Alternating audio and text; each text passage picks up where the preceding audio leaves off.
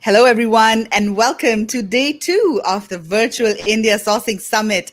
This is a monthly show where we bring to you vetted suppliers and exquisite products directly from India. I'm your host, Meghla Bhardwaj, and I am joined by Margaret Jolly in Australia. And our co host, Kevin, is still trying to join in. He's having some technical difficulties.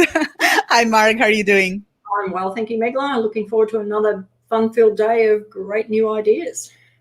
Absolutely. And today we have a surprise for everybody. So this is something that has really never been done before on a live e-commerce webinar. I am so excited about it, but I don't know how people will, if people will like it or they won't. We'll see. Mark is here. Mark Riggle. He's saying, "We're back." Hi, Mark.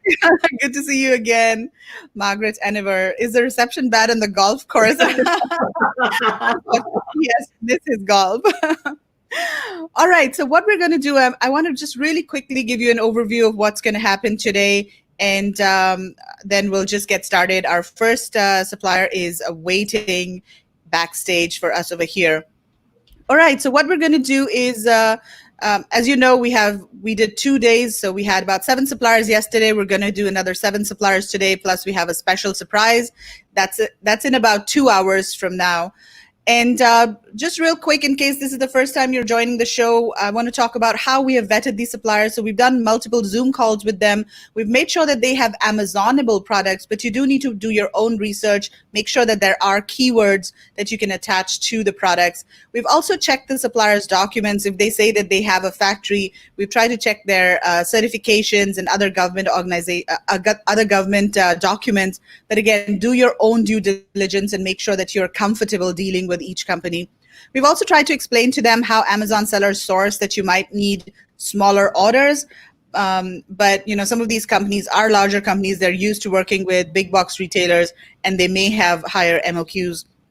So just keep that in mind.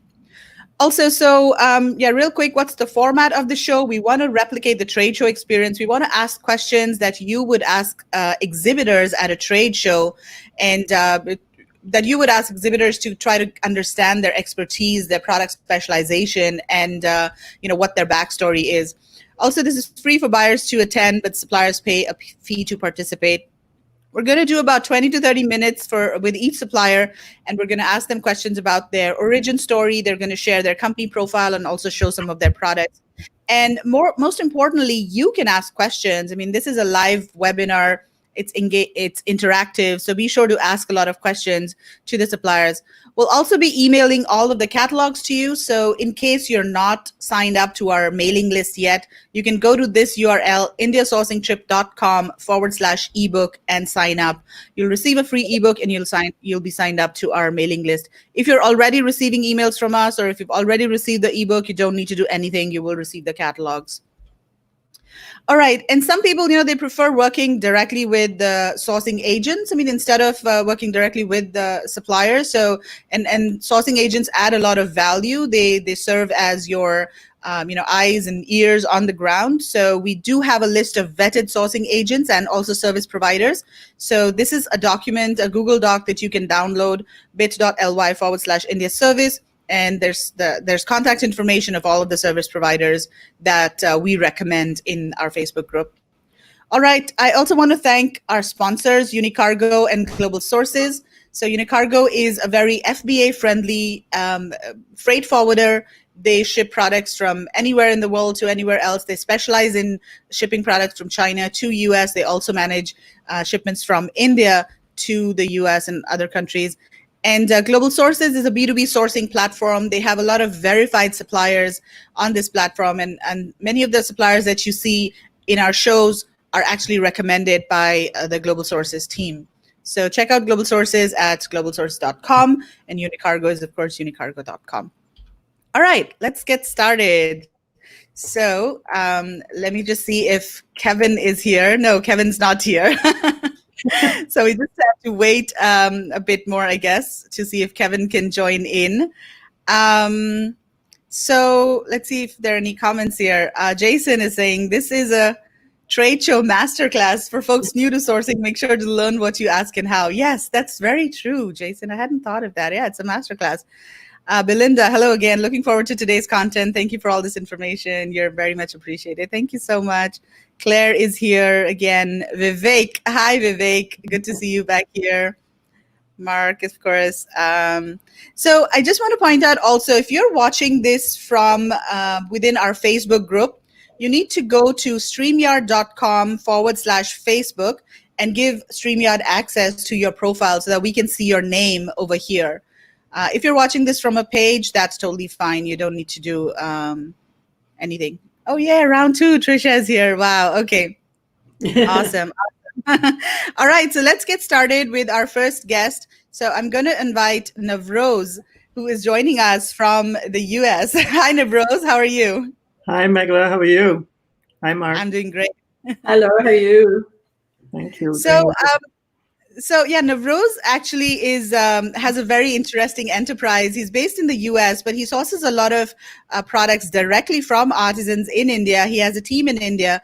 And one of the reasons we wanted to feature Navroz is because he keeps a lot of inventory in the US. And that I think might be beneficial for many of our sellers over here that maybe want to source something quickly, or maybe you want to test a product before you private label it. So Navroz, why don't you start telling us a little bit about Mela Artisans, and I'll go ahead and share the company profile PPT that you sent to us. Sure. Well, thank you for having me. It's a pleasure to be part of the group. I started Mela Artisans with my daughter, Sonali, 10 years ago, and with the defined purpose of and the mission of really working closely and directly with artisan clusters across the country, and really allowing them to be empowered and cause upliftment in all of these artisanal communities, and really allowing them to pass along these really incredible master craftsmen skills that they had to the next generation. So for us, it was an important goal to bring in designs, to be that design bridge. Being in the US, we have over the last decade now worked across the spectrum of retailers, and our goal was to work in mostly challenged areas of India, and we work with many different communities, big and small, and artisan clusters across the country to provide them with that design inspiration, quality, and any other financial also help that they may need to bring their products to market. And so I think a very important part of our brand is the social impact. We measure our impact in a very meaningful way. We gave about 1,200 artisans full-time work last year, and our goal is to continue to grow that quite exponentially.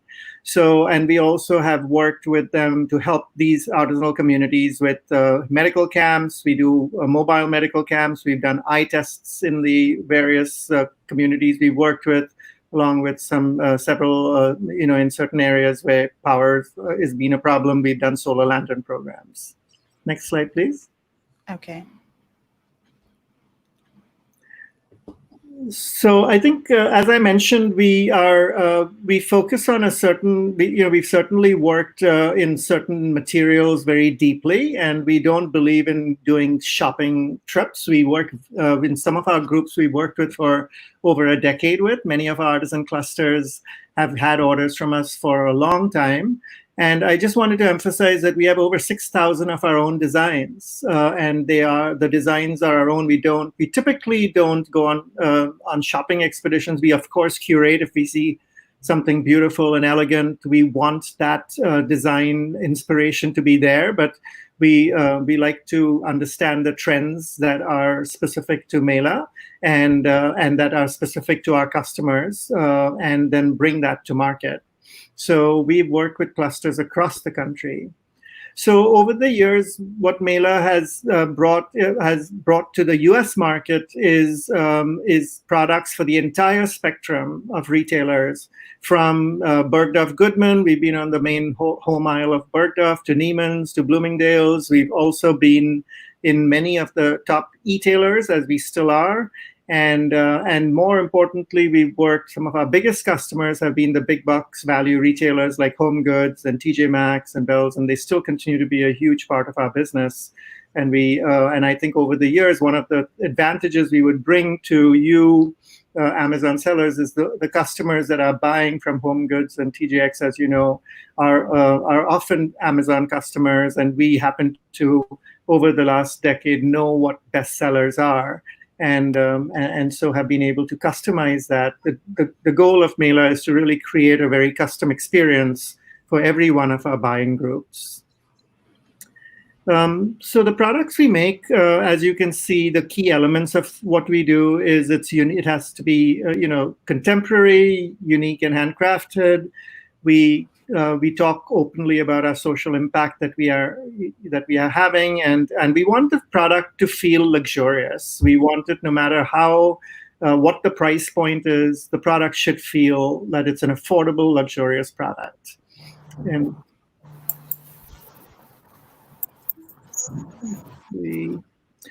the materials we mainly work with are like wood, brass, all kinds of stone, and then horn and bone inlay is a big part of our business too. And I'll just quickly go through some of the products just so you can get a sense of our design aesthetic. We do a lot of wood inlay.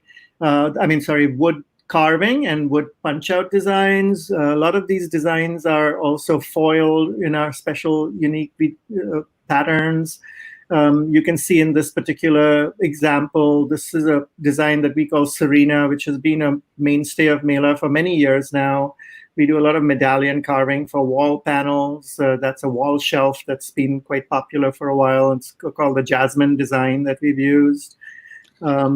So what kind of woods do you use in these products? So Mangla, we use woods. It's mainly mango wood that is very carvable, but we also have used acacia, and we've also used shisham wood when before. Shisham wood is now protected, but and we've in some cases for a higher end customers we've used teak wood.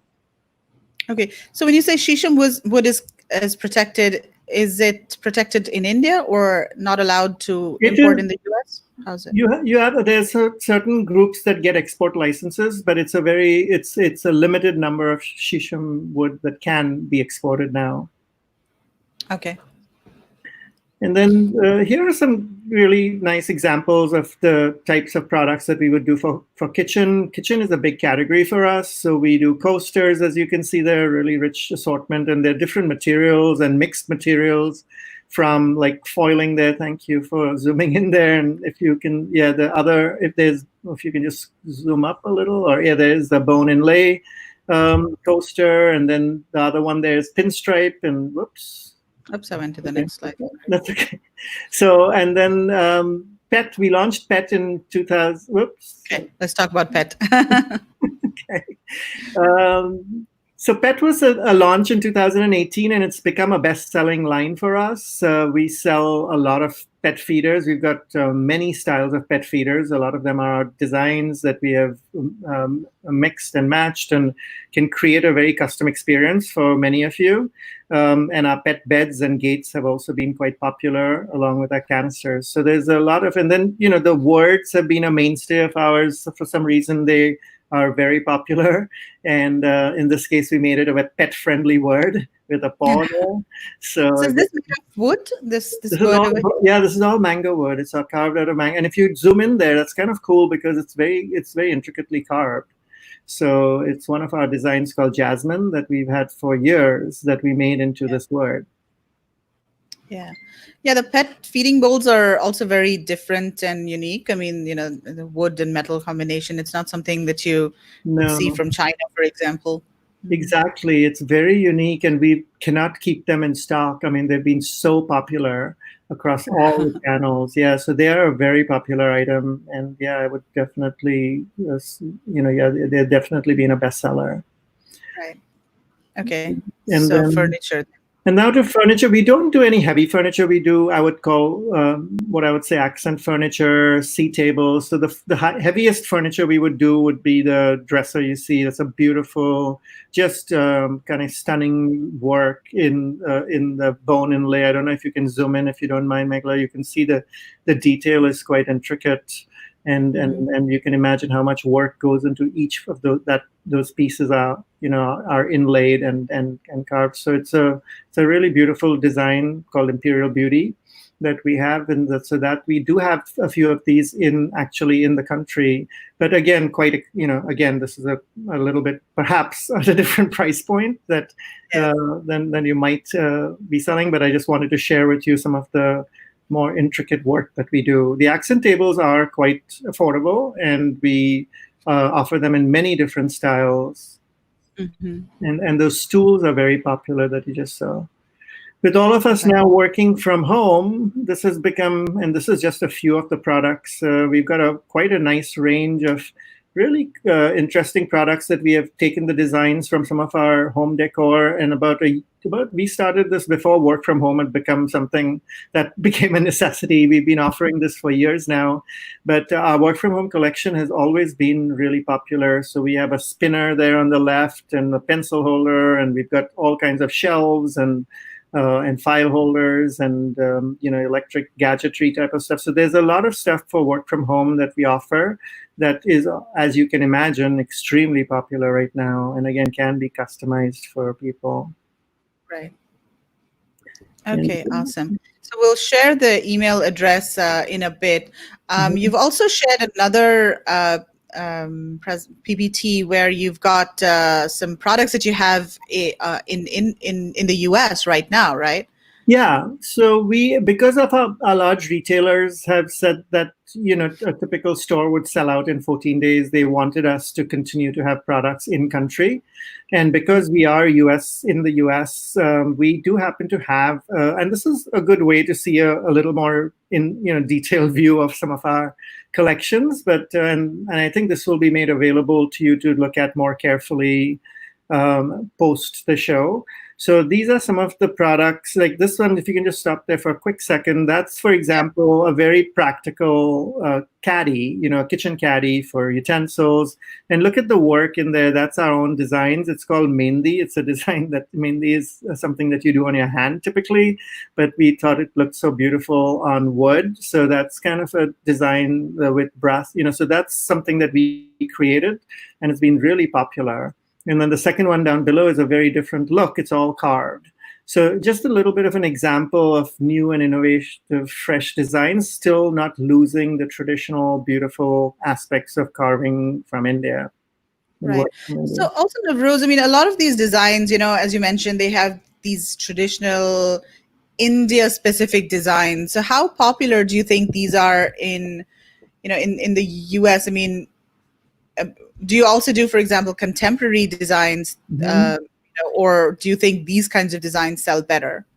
So it depends on the customer, so I think it depends very much on the customer. So I think in this case, for example, the lower piece that you see there is more contemporary. And I think many of our customers want the heavy carving and like that, and have asked for that. But some of our customers, among the many retailers we ask for, are very specifically quite contemporary, and in that case the collections we would offer them happen to be contemporary. So we do both. We do some which are very minimalistic and offer just unique designs, and others, like this is an example of a very simple design with less carving and more contemporary looking.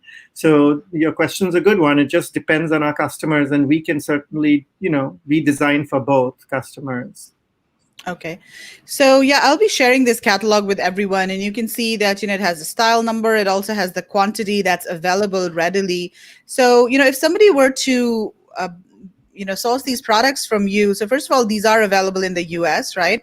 Correct. What about things like packaging? What kind of packaging are they currently available in? Are they, do they have your brand or somebody else's brand? What's the packaging like? The packaging would have our branding on it. I mean, if you're talking about tagging, like it would typically have a Mela tag on it, because we are a brand, so we sell everything under our own brand. Okay, and what about the packaging in the sense, if they come in a carton or in a box, and does that box also have your branding? No, the box does not have a branding typically. It would just be a typical shipping box that would be used. Okay, so each individual item is packaged in a in a clear, bag or something, in a clear PP Well, bag, I guess? if it's a pillow, it would be a clear bag, of course, and then put it into a box. But I think it depends on the product. Now, these products that you're seeing next, these are special requests by a buyer, and these were extremely popular. These are, if you can just go a little further down, I want to show them the knobs, which are a little prettier than the pulls. These are just very practical, but we've got a lot of these in stock here, which I think but these are very beautiful ceramic knobs that are extremely popular, and we have a good quantity of them in stock because they were selling quite well. So these were something that are a little unusual for us to carry, but we tried it out and it did well, so we have them in stock. In addition to that, we also, so these are in a box, but it's also branded with Mela branding. Okay. And in the future, obviously, if someone would like to, private brand or private label or have a co-brand, those are all possible, of course, with notice. Right. But, that's one of ours. We have a whole custom catalog, which we can also obviously, discuss with individuals. So when they contact us, we would be able to do that. But a big part of our business is custom. We like to create things that are unique and different for people. This is a great example. We designed this ourselves. These are ikat, which is a type of print which that is very specific to India, and so I'm sure Megla is very familiar with that. It's we create, and we did this on jute mats. So these are really beautiful, and we have a really nice collection of this entire set of napkins, placemats, and runners that we do have in country. Okay. Right. So these are these models? No, these are actually, so these particular ones are probably a higher end. These are metal with, it's metal with wood. So it's, there's, these are probably at a price point that tend to be a little higher, but we wanted to share with you. These are smaller quantities, but they're very elegant and they're doing really well on some of the platforms that we have them on. So we wanted to share with you some of the, kind of really intricate work that can be done and the quantities are smaller, but they are, just beautiful products that people have enjoyed. We wanted to share them with you. Right. So you sell on your own website, right, under your own brand, but do you also sell on Amazon? Yeah, we are selling on Amazon too, correct. Okay, you are. Mm-hmm. Okay. So yeah, if somebody does want to sell these products, I guess they need to be a bit cautious about the fact that some of these might already be on Amazon, right? Well, we would typically not be selling. So I think we would want to be, when we do sell to someone, we would try and make sure that it's not something that we are already selling. We would, there's a lot, we've got hundreds of styles. So we try to make it unique for, for whoever is buying from us. That's part of what we would like to do, is make it, a unique experience. So I don't think there would be a problem with that. So, for example, even a Home Goods, they have their own buying office, and they still buy from us, and so there's an opportunity to differentiate, and that's where the customization comes together. We have a whole team in India that we have a design studio that does all of the designs in Delhi. And so it's very easy for us to be able to create a very unique and novel buying experience for buyers. Right. So let's see if there are any questions over here. So Simone is asking, are these caddies selling already on Amazon? Are they customizable? So they are not selling right now on Amazon. And we have not got a plan to sell them, so they would be, so they could be available. And I don't know what the customizable would be. Maybe you can clarify. And perhaps, do you mean branded, or do you mean like a different design? Of course, we can do many different designs. So I don't know if that's something that we can certainly do for the future. But the ones that are in country, of course, cannot be changed. If I don't know, if that's what you're asking, of course. Right. So typically, what are the kind of lead times that you're looking at, for customized products? So for customized products, we typically are talking somewhere between 90, depending on the complexity and the designs, etc. But we're talking about 90 to 100 days to be. And it depends on if it's picked up in India, it would be 75 to 90 days, and that's what we call DI, which is we would have it at the port in India. We do have a capability for depending on the sizes, we could import it in to the country and offer it in the port here in the US, in New Jersey. Right. So someone is saying beautiful, high quality products. Hi, Kevin. Hello, everyone. Coming in here. Apologies. The laptop doesn't want to play ball today, and so I tried it numerous times, but I just doesn't recognise the camera. So, in light of that, I'll give up and I'll sit next to Marg. Or you can stay out there and not be seen. Or I could do that. Well, of course, you've overworked the laptop. You were on it for 4 hours yesterday. So Yeah, it's broken. all right. Yeah. So what's the average weight, Jigar is asking? Which specific product, Jigar? Can you specify that? So beautiful product. Someone is saying, okay, Simone is saying, can the filling of the pillows be customized? If they are, what are the choices of filling? Yeah, that's a good question. They can be customized, and we work with a really amazing deck pillow producer and can do lots of really exquisite seasonal thematic designs, and all of the filling can be customized. Obviously, there's a difference in price, and it could be a polyfill or it could be a feather fill. So there's all this. I think you have to, you'd have to tell us what you'd want, and then they're one of the largest producers of deck pillows, this particular group we are working with. So yes, the answer is yes. Okay. So Teresa is asking, so if you are a product designer for home industry, do you work with designers to develop their collections? It's a good question. I mean, we have worked with designers to get inspiration when they've wanted us to do a custom collection for them, for a customer, for example, and we worked with them and co-branded it. We work with brands who want to launch collections for home with them, so we've co-branded collections. So our goal is to bring, you have to understand the main purpose is to provide and showcase the incredible talent and heritage of Indian crafts. That's our goal. So whatever we can do to further that mission and that vision and cause impact in India, we will do, within limits, obviously, within the ability. But we have a team here that's dedicated to that mission. Okay, awesome. So Anna's asking, are your products available for drop shipping? Yeah, that's a good question. We do drop ship. So the answer is yes, but it depends on, we are a little selective on who we drop ship for, but so certainly would be open to talking to someone about it. Right. So Montserrat is saying, hi, Kevin. Welcome. Hi, Montserrat. She's from New York. All right, so Simone says, I love that you're sensitive to the customizing of products to Amazon sellers. Your company would make a perfect first launch experience. Yes, exactly, Simone. That's what I was thinking too when I first heard about them.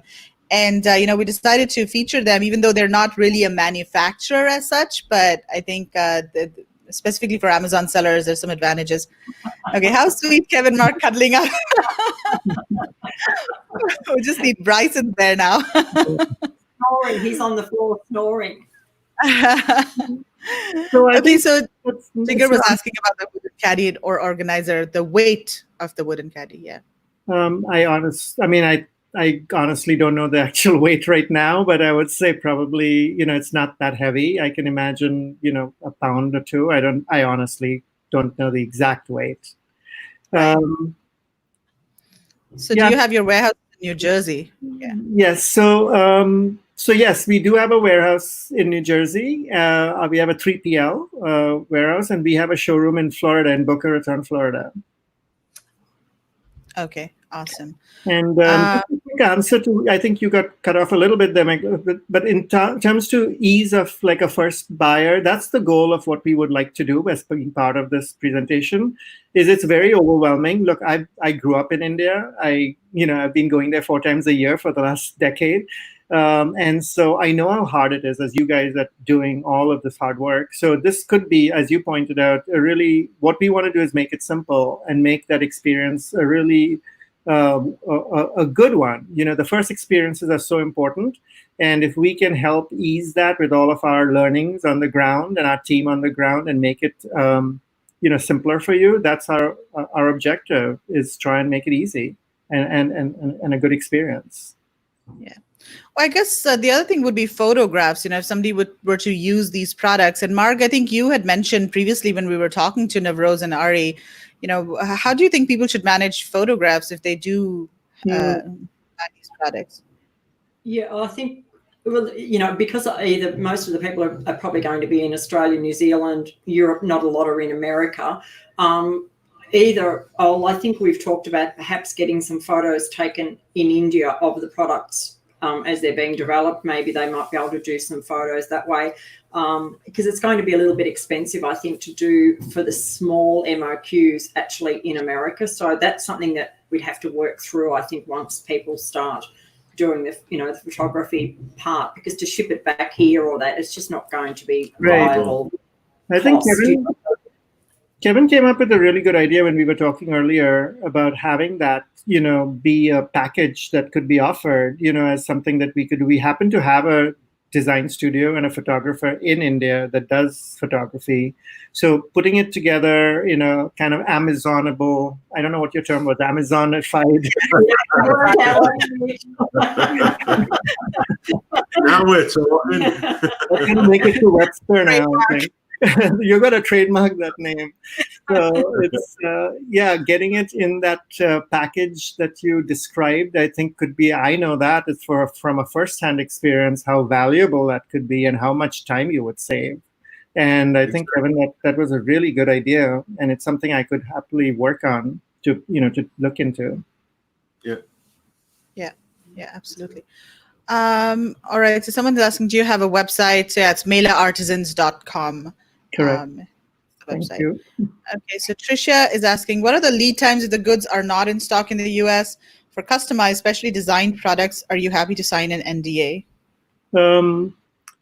Yes, of course. That should not be a problem because we have our own designs. So we would be, it wouldn't be a problem to do that. And I think that lead times typically would be, like I said, between, if you're, are you talking about if it's India based? Like I said, yes. It would be 75 to 90 days if it's FOB Mumbai, for example. And that's what we call DI. And if it needs to be brought into the US, obviously, you'd have to add another 21 or 25 days for the shipping. And so this excludes the product development and sampling process, right? Yes, I think yes, exactly. So that you'd have to, depending again on the size of the order and the complexity of the design. We've done entire collections, but we have this whole process down because we are such a custom design shop. We do it we do rapid custom designs in a very efficient way. So I think there's an opportunity to do that quickly because we've done it for many years and we have our studio there that knows the capacity and the capabilities of our artisans. Our artisans are kind of like our family. I go to their homes, so they know us deeply. Our goal is to allow them to create designs that will really sell in the US. And so I think, and we know their capabilities and what they want to do. So I think it makes the design process that much faster and much more efficient. Right. The official Margtionary. That's your dictionary, Mark.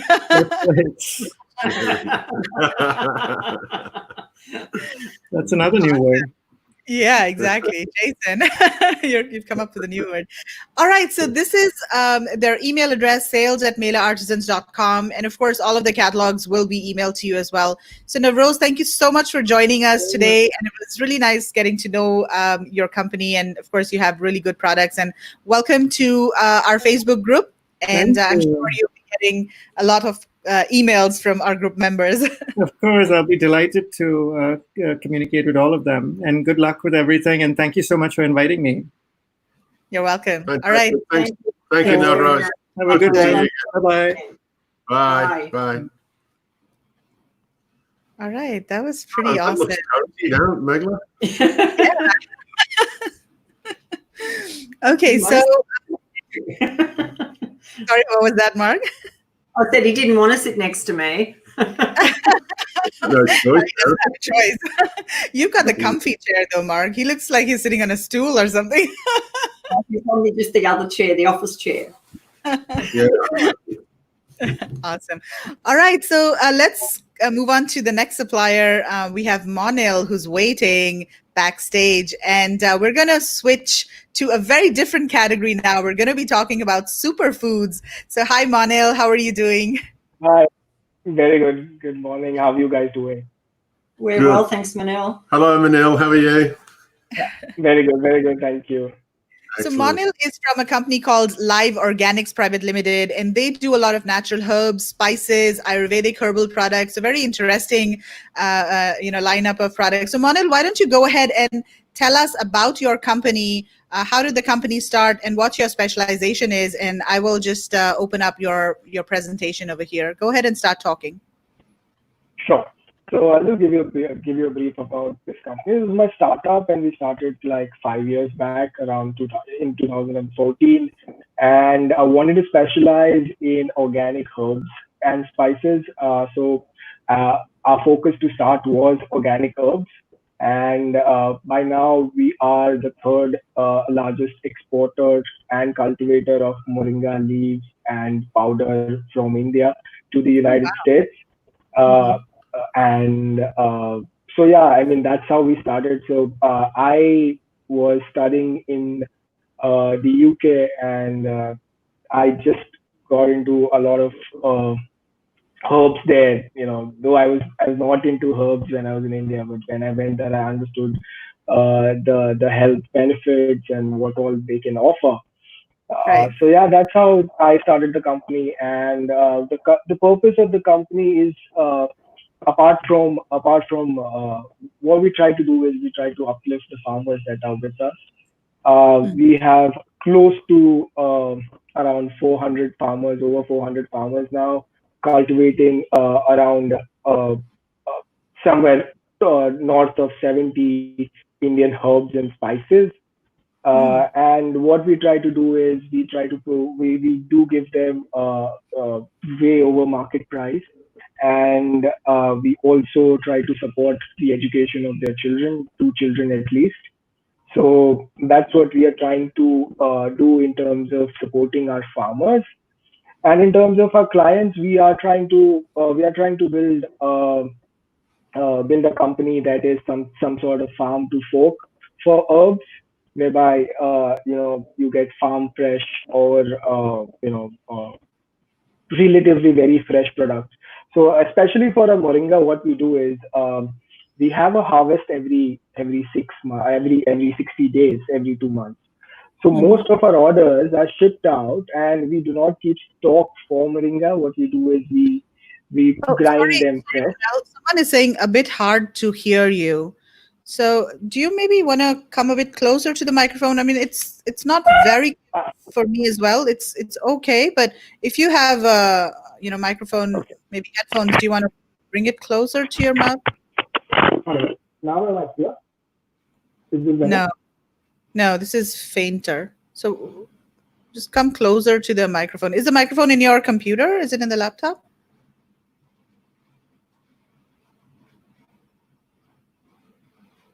Oh, it's gone. I can't hear you now.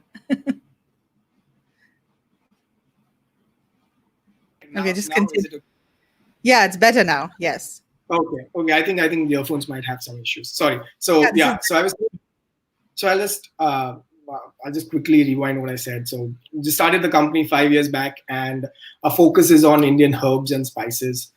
We're doing quite a lot of moringa, which is picking up very well in the US since last 4 or 5 years.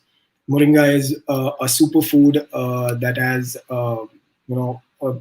14 different types of vitamins and minerals. And what we try to do with that specific herb is we have a harvest every 60 days. We have around 5 harvests, and we try to we try to send the herb as soon as it is processed to our clients, so that whenever they receive the product, they have the freshly pulverized product, and so that the nutritional value and the color is very good.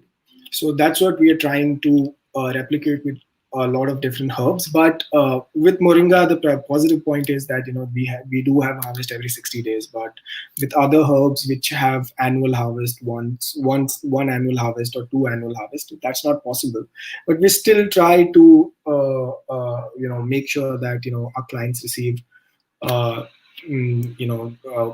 herbs that are very fresh. As I said, we are trying to make sure that we become a farm to sort of a folk in terms of herbs and spices are concerned. Right. Okay, so these are all the various products that you are offering. And so how are these offered? Are these in individual packs, or are they blended, or are they like, how are they? So that's where we offer the liberty to do anything you want in terms of except for extracts. So one thing which we do not believe in is extracts, because then again there is a chemical process added to it. So we do not do extracts. So what we do is, I can provide you moringa leaf, I can provide you the leaf powder, I can provide you seeds, I can provide you the leaves in a tea bag cut in tea bags to have it as tea bags. That goes for almost all the products. You name it and we can do it. We can do it in raw form if you want. We can do it in powdered form if you want. We can do it in capsules. We can do it in tablets. We can pack it in. We can pack it in a pouch if you want. We can pack it in a bottle if you want. You can do private label. We can do. White label if you want. So it is customizable. Totally customizable. It's just that if you're looking at private labels, then there are minimum order quantities that start from 1,000 bottles or boxes, something like that. But Okay. and So what? the products Sorry. that you export to the US, like what are the typical types of products or packaging that you export to the US? So what have we seen in the last few years in the US is that a lot of Amazon sellers or a lot of importers want to import it in bulk. Let's say moringa, then people import 1 ton, 2 ton, 5 tons of moringa, and then they get it packed in the US. The rate difference isn't that high, but what people are doing is they do want to go into, they do want the packed in America tag, product of India but packed in America. So that is what I've seen in America. But when you talk about Australia or other countries, people get it packed from India. And so yeah, and plus the bulk pack product, the shipping cost is lower because the volumetric weight becomes lower when it is packed in the US and packed in India and shipped. The volumetric weight is higher, so the shipping cost automatically goes higher. So yeah, that's So the let's talk thing. about certifications. So you have USDA organic. Yeah. Okay, so Yeah. so all of your products are organic? Most of them are now. Over 90% are. Yes. Some Okay. maybe there are a few herbs that are not yet organic. Mhm. And so yeah, this is just our typical moringa farm, and that's me on the farm. So yeah. So Okay. so this is what I was trying to explain. So this is the leaf typically on the left. If you see on the top, in the bowls, that one is the tea bag cut, which these leaves are put in the tea bags along with, let's say people want ginger, cinnamon, whatever flavors they want, we can try and play with them. Most of the flavors. And then there on the right, if you see, it is the typical powder of the leaf that we do. And on the bottom left, if you see, those are the standard pouches that people want it to be packed in. Mhm. So So yeah, I mean, this is completely customizable as per whatever sellers want. Different sellers have different needs in terms of packaging and in terms of packaging and labeling. So we can do everything. Right. So what would be the MOQ of something like this, and especially if somebody wants their own label on it and like a So customized product? so if the label is not printed, so this is a plain pouch, and then we have to just paste the label. So in this case, the MOQ is we can start from 200 packs to 250 packs. But if you are talking about there are pouches that are printed, pre-printed, so that there is a higher MOQ of over 5,000 pieces, because we need to get 5,000 pieces printed from our printer, because we do not have in-house printing. We do have in-house printers for the labels that we can paste on this pouches, but not the actual printed pouches. So that's a little higher. Right. So I was asking, can you provide nutrition facts Yeah. packing, and is your Yes, factory yes, FDA yes, approved? yes. In fact, I've sorry, I've missed it in the PPD. I can send across our FDA registration and our USDS code. So yeah, this is one of the typical packing that we are doing. So if you see, both of them are organic, and this is one packing that we do, standard packing. We can replace our brand with whatever seller's brand logo there is, and send across. Okay. So what's this? Soap So, nuts. so, yeah. So I'll come to this. This is very interesting. This has been picking up quite a lot since last few years. Soap nuts are basically a herb, Rita, if you might be aware of. Yeah. And they're very good. They have very good washing qualities.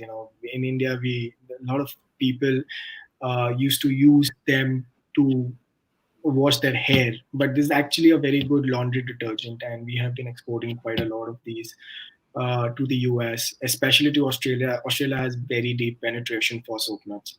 So Wow. Okay. these are sourced from the foothills of Himalaya, and yeah, this is what one of the things that we have been exporting, and again, an eco-friendly and nature-friendly solution to the detergents that people are that we are using for washing our clothes. Right. And Wow. Okay. I had no idea you could use nuts to wash clothes. Soap nuts, yeah, natural detergent. That's very yeah, interesting. Okay. Organic red chilies. yeah. Okay. Organic turmeric. Yeah. So turmeric, I think, is getting quite popular in the Yeah, US as a somebody has superfood, been right? but yeah. Sorry, go on. Yeah. So I was just wanting to ask you, like, what kind of packaging and what kind of products based on turmeric do you export to the US specifically, and other Again, countries uh, too? the photo on the left is the fresh turmeric. We do export fresh as well, but that is only for a few months. So generally, the harvest is around uh, end of Feb, uh, Jan and Feb every year, and we can export it till March and or April mid, and that too. These are generally exported only through air and not through sea, uh, so that they do not uh, get spoiled. And so that is about fresh. But powder can be, again, just like moringa, can be customized to any form you want. So there is powder. We have the dried fingers if they want. Then we have fingers that is into a TBC, so a cut form that can be put into tea bags, and then again capsules and tablets. We do not recommend capsules to Okay. people, because these are natural products. So maybe tablets can be better form rather than having a veg capsule. That could just a recommendation, but we can definitely do capsules if the client wants. Right. So Simone is asking, do you import the soap nuts to Germany? Germany, we've not done any soap nuts till yet, but Germany we do quite a lot of moringa and turmeric. Okay. Unfortunately, we've not got any clients for soap nuts in Germany. Sorry. Well, Simone, maybe this is an opportunity for you. Yeah, definitely. Okay, so Anna's asking, can the client send you our label to minimize the MOQ? Oh yes, definitely. The problem is labels need to be printed, and because as I said, if you know, we need to get it printed from a third party printer, so there is the MOQ for that. So we can store Right. it. Let's say the MOQ is 1,000, but the seller wants 250 now, so we can keep the 750 with us, the 750 labels with us, and 250 packs can be sent to the Okay. US. So Wendy's asking, is the soap nuts, do they come in powder form or in its original form? Yeah, that's a good question. So soap nuts are in three forms. One is the whole soap nut, which has the seed inside. The photo that you saw on our slide was de-seeded ones, where we remove the seeds from inside because yeah. So if you see this, thank you, Megla. So if you see this slide, then the soap nuts are de-seeded. The seed from inside is removed. So there are three forms that we can send the soap nuts. One is the whole form with the seed inside. The second is this, which is the most popular, which is de-seeded and just the shells. And yes, we do powder as well. But with powder, the powder is because the powder becomes it's sort of a resin, so powder becomes it sort of forms into a solid thing. So people do not prefer powder uh, until and So unless you're how, going to make it with yeah. So something how do when you you use these soap nuts? I mean, do you just like throw them in the washing machine so, with so your clothes? Is that how yeah you use so it? Yeah. So you just need a cotton bag. It's called a muslin cloth. The muslin cloth, the small bag, we can supply that as well. You just need to throw in, let's say, 5, 7, 10 seeds, and that's it. Just throw the bag inside with the clothes, and that's it. You're done. And Depends then on you the don't load. need Depends regular. on the load. Yeah. Depends on the load of the clothes that you're washing. But yeah, generally 5, 7 seeds are enough. Full seeds. Yeah. And then you don't need regular detergent, right? With No, this, it's just this. no. Okay. Wow. Okay, I'm gonna try this. It seems very interesting. Okay, Anna's asking, can you mix spices for our custom Definitely. blend Yeah, package? definitely. Yes, definitely. You can do that, right? Okay. And then Sheikh is asking, you say minimum order for private label with printed packaging is 1,000 to 5,000. What is the cost per unit roughly, please? So of course this varies, right? It depends on the Yeah, type of product and yeah. everything. But I mean, to just give a ballpark figure, maybe you could talk about the moringa, for example, and give a ballpark, for moringa. What is the most popular kind of packaging? So, as I said, most of our packaging goes in bulk. That's a 20-kilo package. And if Rahman is from the States, then there are a few packers in the States where I can connect you with, where people take it in bulk and get it packed in the US. But if you talk from Indian point of view, just the packing cost, apart from the product cost, because product cost will be different. But if you look at let's say a printed HDPE pouch, you're looking at somewhere around 50 to 60 cents per pouch, with an MOQ of 5,000 for Okay. the printed pouch. And if you are looking at the box, the tea bags come in a box, a square box, and that is 1,000 boxes we need to print at a time for those. Okay. So Sakshi is saying nice products. Someone is asking, what is the pouch of turmeric worth if buying 5,000? Would you be able to? Again, that depends on the size of the pouch you're talking about. You're talking about half a lab. So I'll currently. It all depends on the size of the pouch. I'm sorry if you can be a little specific about the actual size that you want, 250 grams, 500 grams, or 1 lab, or Yeah. over a kg. Then I'll be able to help you in a better way. Yeah, and you can reach out directly to Monil later. We'll share the email address over here. So these are very specific questions. Okay, so Jason says, my sister and I have used soap nuts for laundry for years. I've been looking for a supplier since 2016. Oh my God, seriously, Jason. Wow. Amazing. I had no idea. Are they available in Singapore? I'm going to go buy some. So now you have a supplier. Awesome. Okay, so Tricia is asking, what are the challenges associated with bringing importing seeds, nuts, powder into the US? Yeah, that's a good question. So what are the requirements? Uh, Again, a very good question. And so there are no challenges as such if you get it in bulk. The only problem happens when you get stuck with the FDA for the labeling norms. FDA has very specific FDA labeling norms in terms of what font you use, what is the color of the font, what is the size of the font, what are you claiming on the label. See, when it is a private label, we do tell the clients to follow the FDA guidelines on for the labeling norms, but still we have seen over a period of time that a lot of consignments, because of maybe just one font or one size of the font, get stuck in the US in the customs because of the labeling norms. So that is the only challenge that we have faced till now.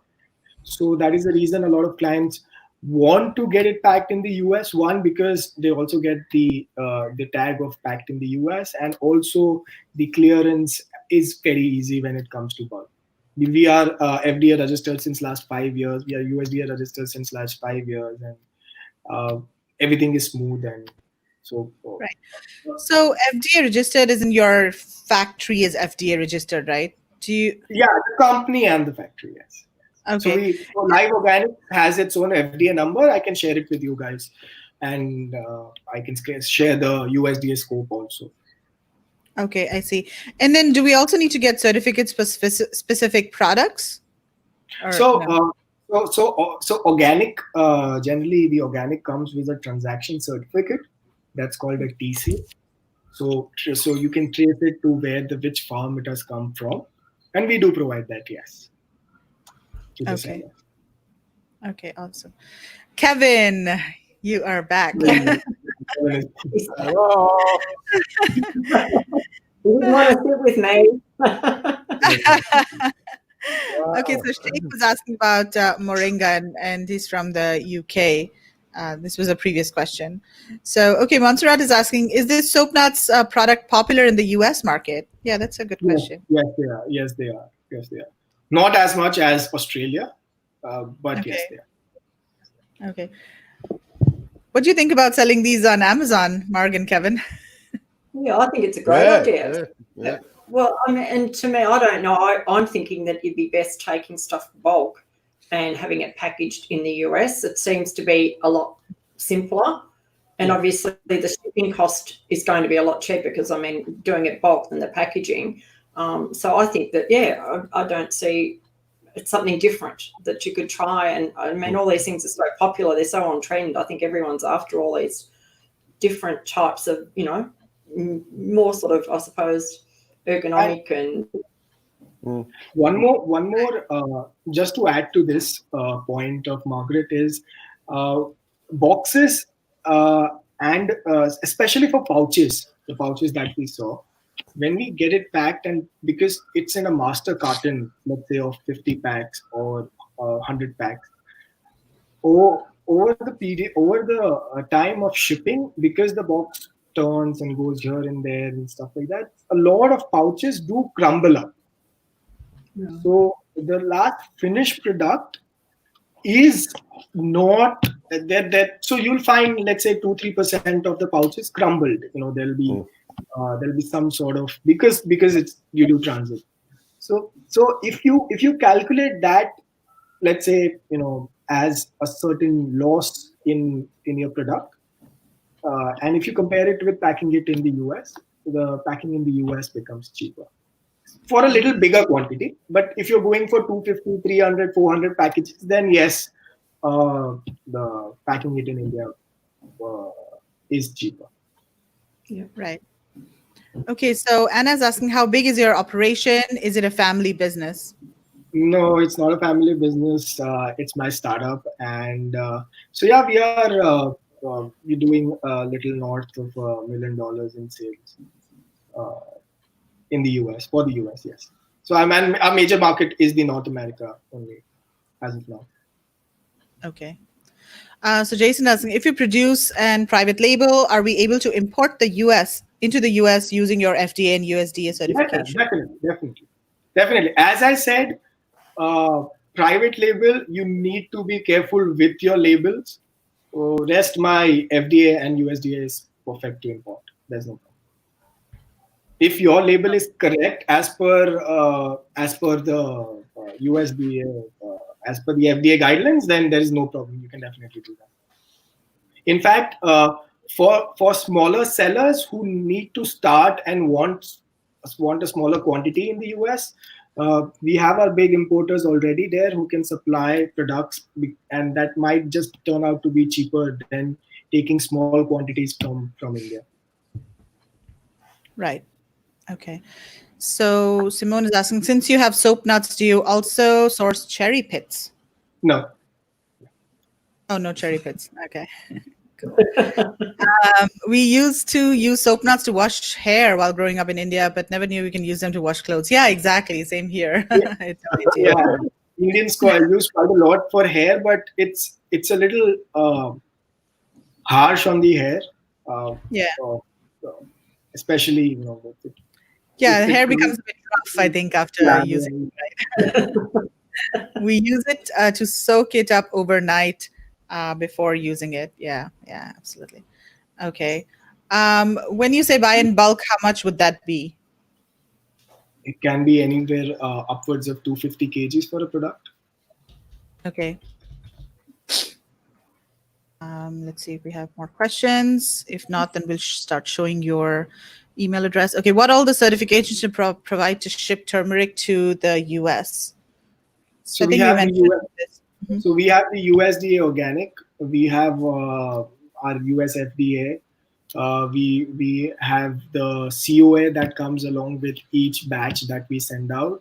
And if you want any specific labs, let's say you have a requirement that we go to an SGS and get the testing done, we can have that done as well. And we have the transaction certificate, as I said, for the each lot, so that you get the tracing of the material, where it is, which farm it has come from. So all whatever documents possibly required, we can supply that. Okay. So guys, this is the email address that you can contact Monil at info@liveorganics.in. We've got one more question here. So someone's asking, what is the cost of shipping to USA? So I think it really depends on the quantity, and there's so many variables. So I would suggest you can contact one of the shipping agents. In fact, in our Facebook group, we recommend Sea Air. So you can download the service providers and sourcing agents document that I had previously mentioned and reach out to Samiksha at Sea Air to get quotes for shipping. All right. So are you exporting to Australia? Reason due to strict quarantine procedures for seeds and nuts. Oh, yeah. We are doing it. Okay. So what products are you doing to Australia? You said the soap nuts, and are you doing others? Soap and moringa. Yeah. Okay. Do you have any bulk suppliers in the UK? Unfortunately, no, Rahman. I've been trying to get into UK market. In fact, I've done my master's from London, and unfortunately, I do not have a lot of clients. In fact, I have very, very small clients in the US. In the UK, I'm sorry, we don't have any bulk suppliers. Right, not yet. Right, and I think great presentation. And then Abu's asking, can you provide local delivery in India, or do you only export? Yeah. I mean, if the product is for exports, yeah, we can deliver it in India. No problem. So do you focus on exports generally? Yes. So not 100%, but 90-95% are exports. There are few companies that we do provide the product in India, but mostly 95% is exports only. Yes. Okay, awesome. Well, thank you so much, Monil. It was really nice learning about your company and all of the cool products. So guys, get in touch with Monil, info@liveorganics.in. Thank you for having me. Yeah, you're welcome. All right, take care. Bye-bye. See you. Manil. Bye. Bye, Manil. Bye. Okay, that was pretty awesome. There were actually quite a few people asking about superfoods and turmeric in the group. So it's really good that now we have a reliable supplier. in our Yeah, group. no, it sounds really good. It sounds great. A great company, I think. Yeah, once, once people can get their head around, that because those type of things takes a little bit of homework to get your shipping right for the customs, etc., etc. It's not there's a bit more work goes into the back end, I guess. Like Jason, he's been looking for a particular thing in that area, and bingo. Exactly. All right, so let's bring on our next supplier now. We've got him waiting backstage. Please welcome Lokesh Soni. Hi, Lokesh. How are you doing? Yeah, hello. Yeah, I'm Hello, good. I'm good. How are you guys? Hello, how are So- you, Lakesh? Yeah, hello, Margaret.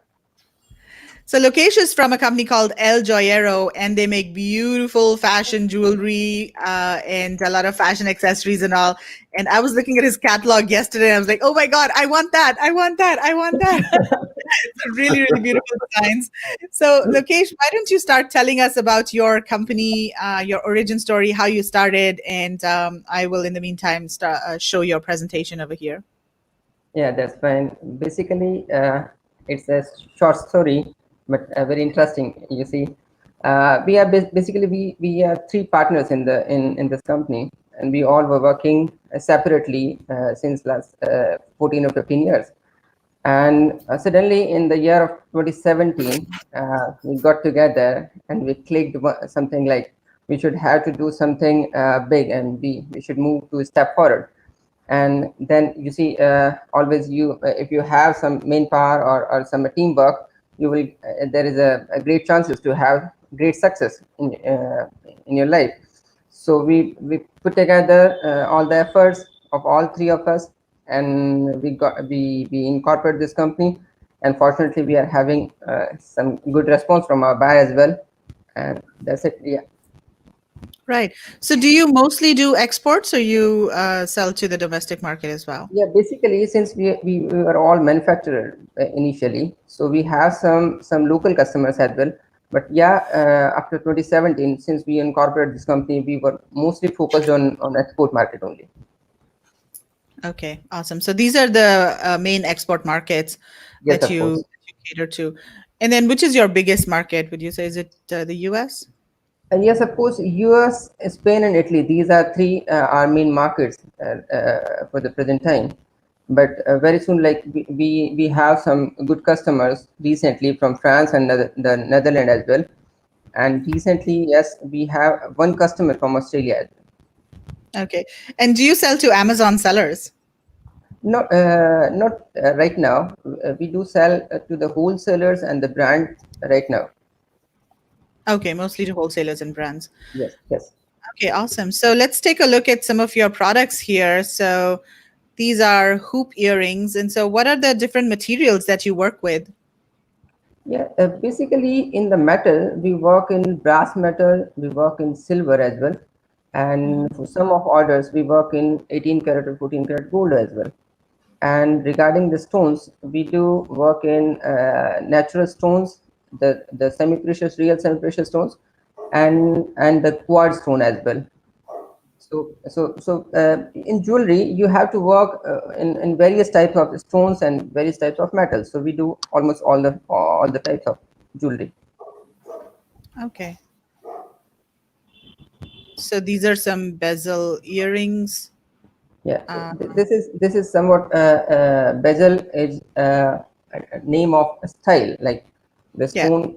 Yeah, so these are So the the style. stone is quartz, hydro quartz. Yes, of course. These are hydro quartz. But So we where can do do you all the source? things in natural stones as well. Yeah. Okay. So where do you source all of the stones and materials from? Is it all sourced locally from India? Yes, of course. Yeah, most of them are from locally itself, because we have our own manufacturing of stones. So only the thing we have to source outside from, that is rough, the rough of the stones. So we source the rough and then we make it in our own factory. Okay, but they are all sourced locally from India, the Yeah, rough stones yes, as well, right? yes, of They're course. Yes, available locally. Okay. yes, of course. Okay. Yeah, these are pretty nice. I really like these. What is this made from? This kind of Yeah, this one yeah, over here. Yes, you pick it right. Yeah, this is one of our bestseller item as well. The stone Yeah. particularly. Yeah, this is solar quartz. The stone name is solar quartz. This is the main. The thing is, you see the texture of this looks like solar.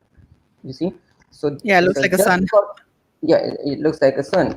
So just because of the texture and the good thing is the natural color of the stone is somewhat like gray or white, but we can make it in 10 or 15 colors as well. So you can have various options in color and the texture as well. And the most beautiful thing of this stone is this is always unique. We can't make a similar stone another. You see, Yeah. so every No piece two you have, stones are the same. Yeah. yeah, yes, of course. So every piece you will have that will be unique in the universe, I can say. Yeah. So these are natural semi-precious stones, right? All of Yes, of these. course. Yes, all of these. So these are plain, more contemporary styles. Yes, of course. These are plain. The base material is brass, and with the nickel plating, 18 karat gold nickel plating, nickel free plating. I mean. Okay. Yeah, these are really beautiful. Yeah, So the again, same. is this the same stone? What kind of Yeah, stone is the this? same stone. This is solar quartz. As I mentioned earlier, you see the every stone has a different texture, and the color I'm showing you this in this style that you will have many kind of options in the color as well. Okay, so the stone is dyed in various colors. It's Yes, of the course. The natural natural color is color, gray, right? yes, gray or white. Okay. Yeah, it's beautiful. It looks natural and it looks so beautiful. What do you think, Mark? Don't you like this style? Well, it reminds me of a mushroom. That first brownie one, I thought looked like a mushroom. I thought they were lovely. Yeah. I could see mushrooms there. All right. So these are agate druzy stone. Yes, of course. This is So, also one of our best seller items. This is we manufacture it in various shapes, various qualities, various colors. So we have got some great response from our customers for this particular stone. okay. Yeah, this is the ring that I was looking at, this pink one. I was like, wow, I want Again, this ring. yeah. It's so beautiful. So Right? hopefully I'm getting a good customer for this particular stone very I soon. hope so. I mean, pink is my color, as you can tell from the background here. Yes, of course. But yeah, it's beautiful. What do you guys think, all of you watching? Let's see if there are any comments here. So someone's asking, is it gold plated? So as you mentioned, there are different types, different options available, right? Can be gold Yes, of plated, course. silver. In the picture, these are all gold plated, but we can do silver plating, the rose gold plating, the black rhodium plating, anything that is required by the customer. Okay. Do you do agate jewelry as well, Sakshi's asking? Yes, of course. As I mentioned, like these are all agate, like the druji, the solar. So yes, and the natural agate stone also we are doing. In the next few slides, you will see some agate stone as well. Okay. So Trisha is saying these are stunning. I'll take one in each color for myself. Yes, Yes. yes.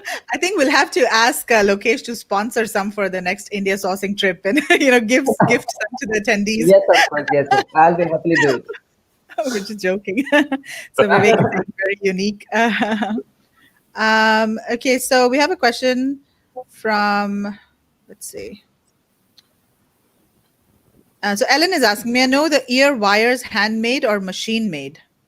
You see, most of our things are handmade actually, but for some of our customers, we have to use machine made as well because machine made are a little bit thin in the shape and size. So we have to do a machine made for some of our jewelry, but that all depends upon the customer's requirement. We can do both of them. Okay, depends on the type of jewelry, I guess, right? I Yes, mean, of some course. can be done by machine, some may not be. Okay, beautiful products. Nasreen is also saying beautiful products. Okay, is the base metal brass? Yes, of course. The base metal is brass, but if anyone requires in silver, we can do it as well. Okay. Lana is saying lovely accessories. Are the earrings with the bigger stones still quite light? Yeah, what is the weight? Are they light? Yes, of course. We have to do lighter in a weight, so people can hang it on ears very comfortably. So yes, of course. And the other thing is, you can choose the shape and size for your own. Like if you like the light in weight, we can make it accordingly. Or if you want some heavy designs, we can make it also. Okay. How do we order these since it's so much of variety? Yeah, I think what you need to do is, contact Lokesh directly and take a look at the designs that they already have. See if you like something from there, or if you want some customization, and then start discussing the prices and MOQs and things like that. So yeah, I think for jewelry it's a bit different because there's so much variety and so many different designs, and it really depends on whether or not you have your own designs, right? So Lokesh, you also, like, if people give you their own designs, you can create those designs, right? Yes, of course. That's the most important thing you will find with us. Like we can do everything in customized, uh, and that's the best part of our company. Like we always happily do the customized designs, and rest assured that your design will not be shared with any other customers, not even mine.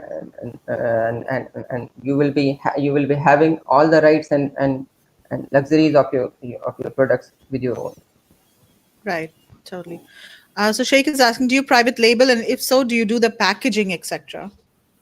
Yes, of course, we do it for some of our customers, and if you suggest us some packaging, we can do it as well.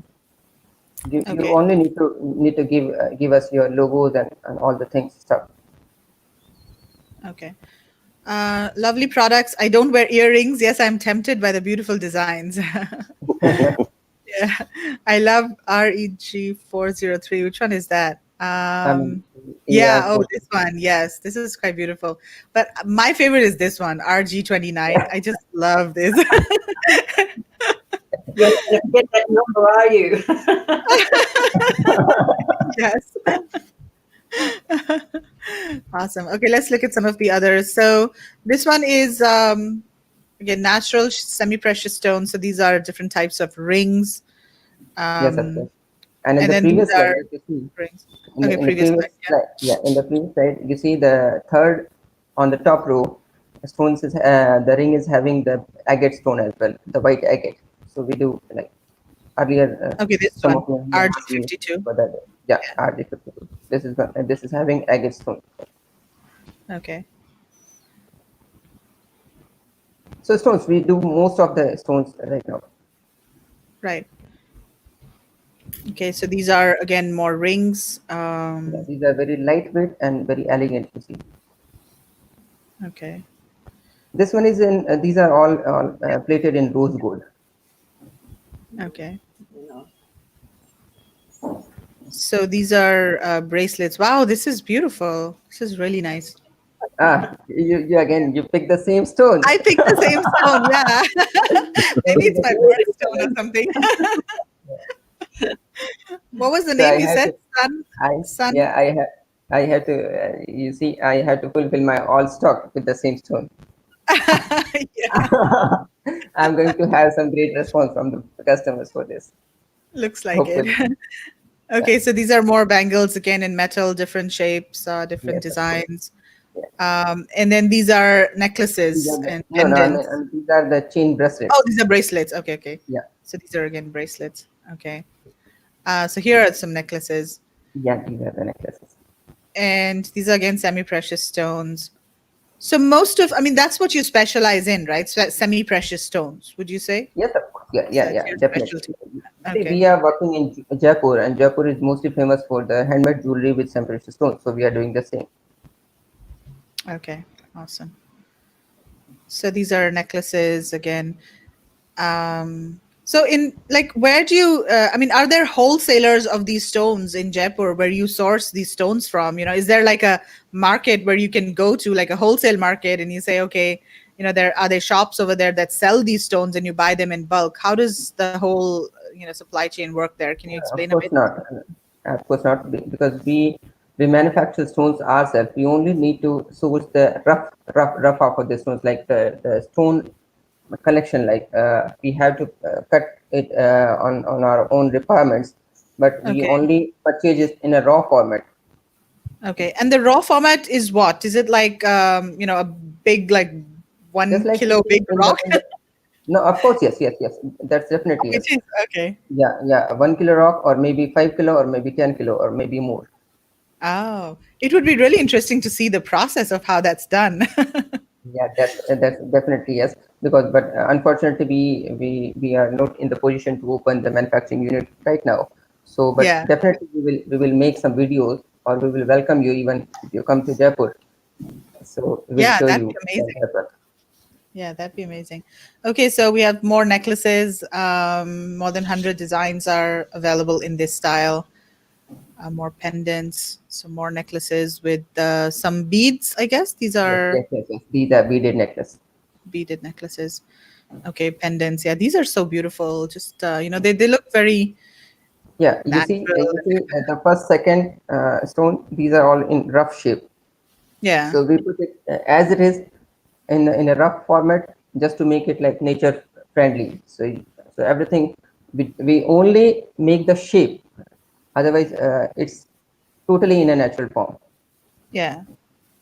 Yeah, there is a distinct charm about these pendants and, the stones in the natural form. Okay, so again, these are earrings made of the same stone. So this These is are coupling button. agate. Oh, cuffling button, sorry. These are agate. Yes, of course. Yeah, this is also agate, and this is called geode. Okay. Awesome. Great. These are such great products, Lokesh. Really beautiful. So let's see if we have any questions from people over here. So um, Anna's asking, what would be the wholesale price for the ring below? Meghla Bharadwaj. I guess we have to go back to the.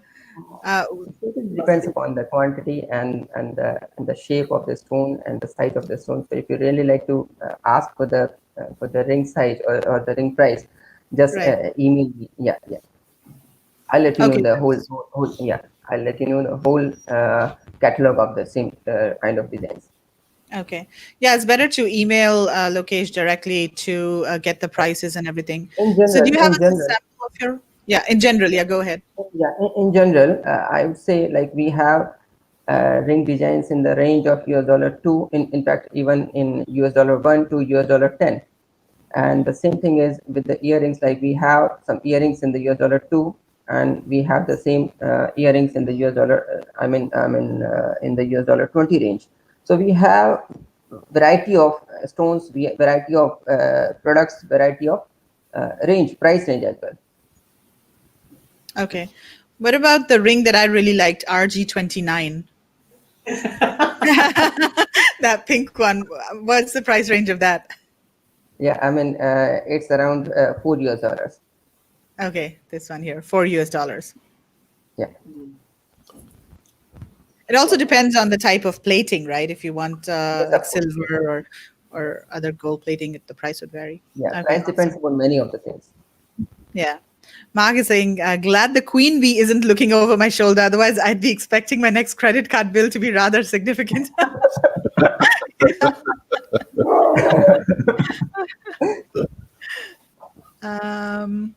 Let's see. So, do you have a warehouse in the US? No, not right now. Okay, not yet. So, can they come in sterling silver? Kelly is asking. Can you do sterling silver? Yes, of course, Kelly. We do it in sterling silver. We do many designs in sterling silver as well. So any designs that you are seeing in the catalog, we can make it in sterling silver. Okay. Because the difference is of the metal only. Right. Yes, I'm shopping. Yeah, I think I'm going to be your first customer from here. Okay. I'm really hoping so. Could you please provide an example of pricing for a couple of products based on the quantity? Sorry, just ducked for a second and may have missed it. So, yeah, do you want to maybe just provide just some, an indication of Yes, the price of course. range? As I told you earlier, the ring that you were talking about, that is somewhat in the range of $4. And Right. yeah, and many of the What rings. the MOQ for that would be? What would be the Yeah, MOQ for that? MOP usually we have 100 pieces per style, but the thing is we can understand that some of our customers should only initiate with the first order, so they can mix the color of the stones in this quantity. So we can give them opportunity to mix like 25 pieces of each, and then 100 pieces of first style, but 4 different colors. Okay. Right. So they can Okay. have a large variety. Mm-hmm. Do they have that ring in your size? Well, he can make it. Do a custom order. Grab your credit card and give it to Adi for safekeeping. Yes, I think I have to. Adi's my son. Okay, how to know if they are nickel free or allergy free? Yeah, are they nickel free? Yeah, of course, yes. These are all nickel free. Since we do most of the products to export, and this is one of the main criteria to export in the region of Europe and US. So we have to do it nickel free. Still, if you want to, if you want to make sure 100%, then we have some laboratories here as well, so we can do certifications accordingly for you. Okay. So Simone is saying, I love the pendants. Beautiful. Yeah, I think all of the products are really good. So Mark and Kevin, what do you guys think about selling jewelry on Amazon, and especially semi-precious stones? It's a bit, so you, first of all, it is a gated category, right? Go, Mike. Oh, Mark, we can't hear you. Oh, you're muted. It's all right. The dog was barking. So be quiet. Yeah, no, look, I think probably like those sort of stones are probably in the gated category. I mean, you'd have to really check. I'm not really sure on all of the jewelry rules, but I still think that they would sell well.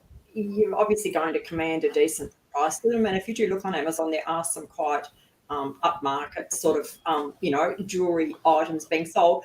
My only concern is the returns on Amazon. Like I have a little bit of a thing about, how easily it is to return something. So you need it for a occasion and wear it out. That's the only, sort of thing. But no, I just think that'd be something different because they're not what you would buy in a store. You would never find those sort of things, I don't think, just, going shopping. So I think that's, the secret, that they would be special gifts. So the price would be in accordance. So I think so you'd be going to a smaller market. You're not going to sell thousands of them. And once again, it's the right person with a brand, that with the brand story, with the there's another brand, and it's a sort of unique sort of stuff, and that you can brand. So that's what I'd be doing. Yeah, and also if you have your own Shopify store, I think these would work really well, right? You have your catalog there, and if you can maybe drive traffic from Facebook, or even for Facebook ads, I think something like this would be pretty good because they're so right. I mean, when you're scrolling through Facebook, and it can be something that I think a woman would just impulse buy. I would. But anybody that's got sells online, it's a great opportunity to build a brand around sort of unique sort of products. Absolutely. So are they lead-free and hypoallergenic? So I think you mentioned they are. Yes, of course. They are lead-free, they are cadmium-free, they are nickel-free. Okay.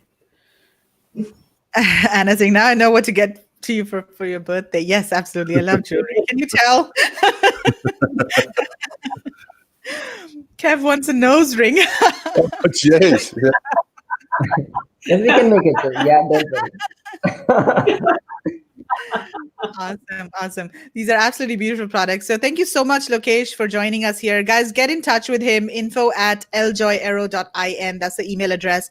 And of course, we'll be emailing the catalog to everybody. So in case you like something that you see in the catalog, get in touch with him. Or if you have your own designs, then surely he can help design them as well.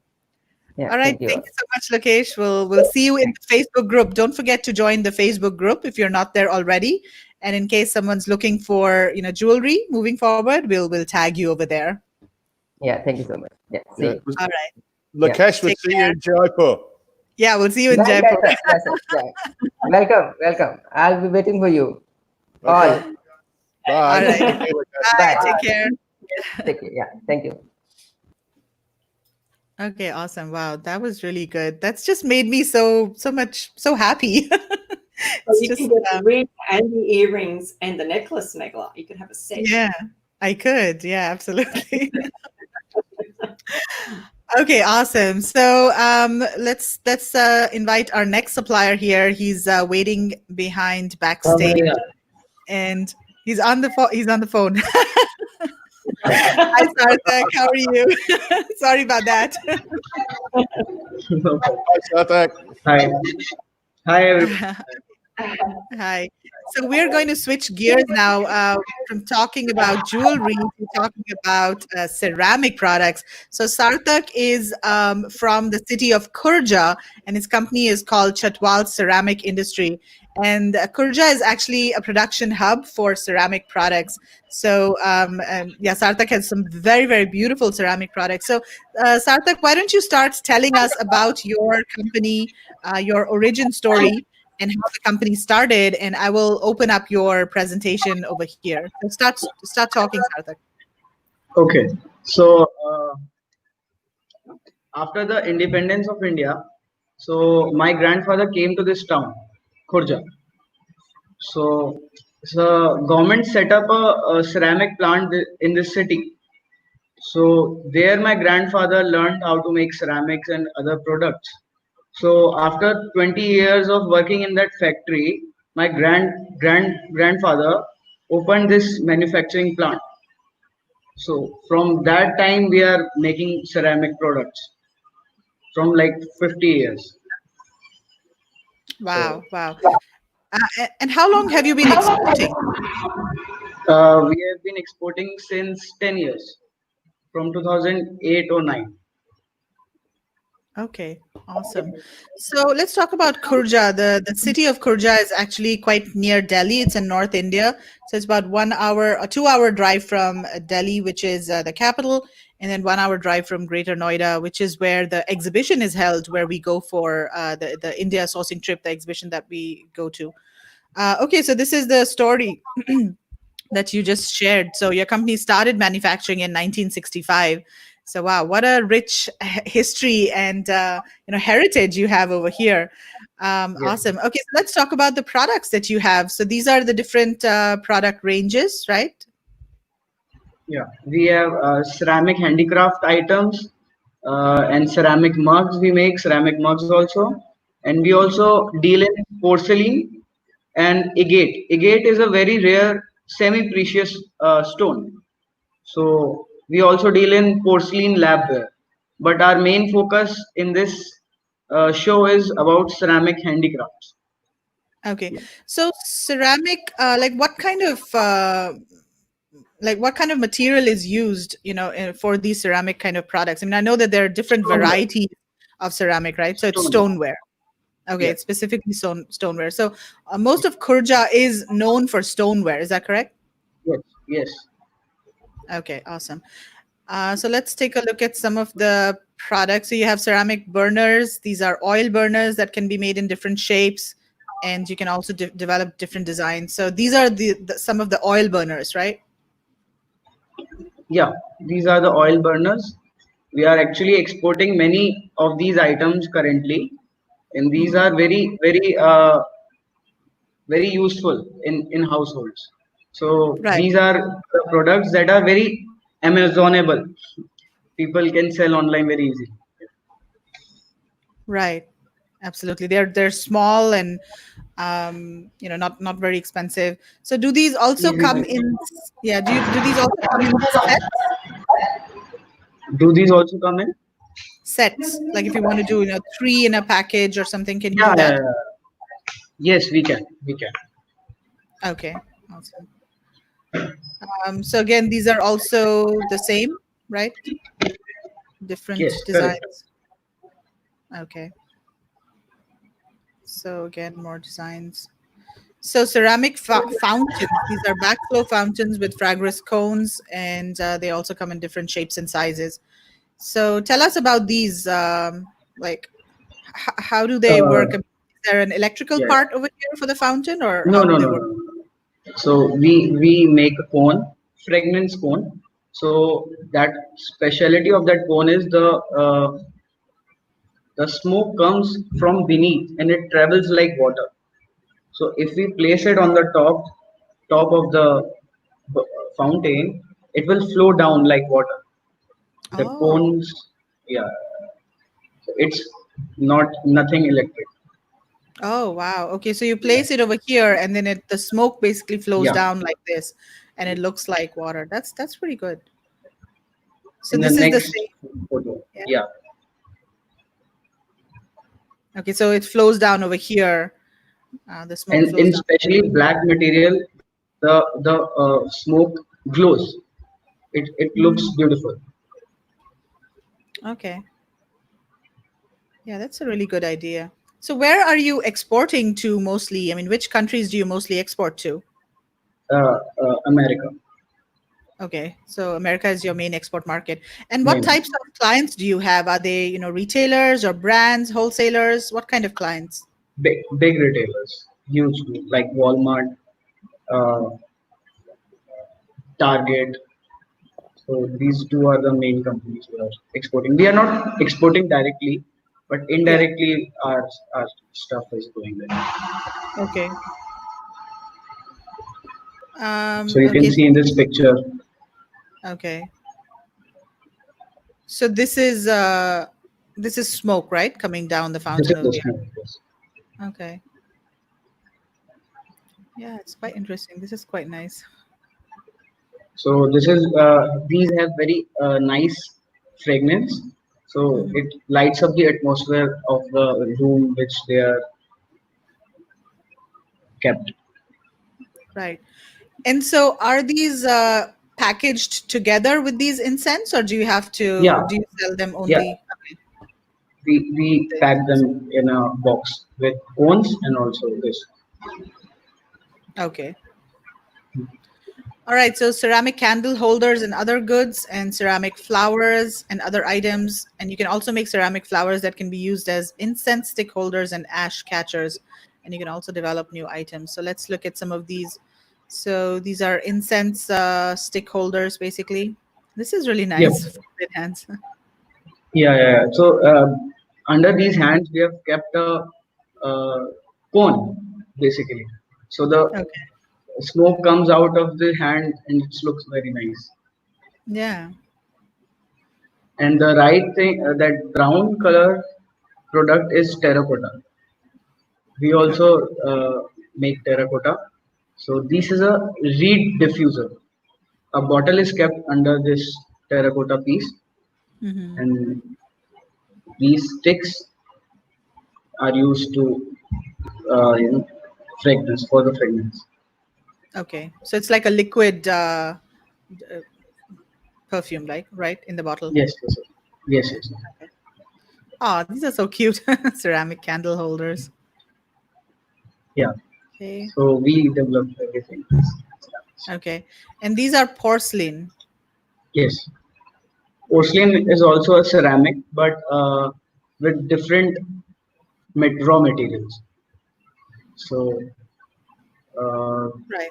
porcelain is a bit expensive than ceramic and than stoneware, but Hmm. it is also higher quality.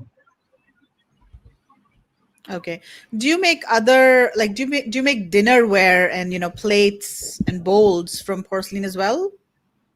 Or is it mostly just We do porcelain? not make no. We do not make bowls, no tableware in porcelain. Okay.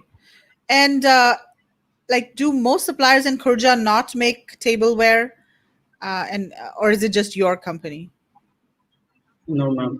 90% of the Kurja makes tableware. Okay.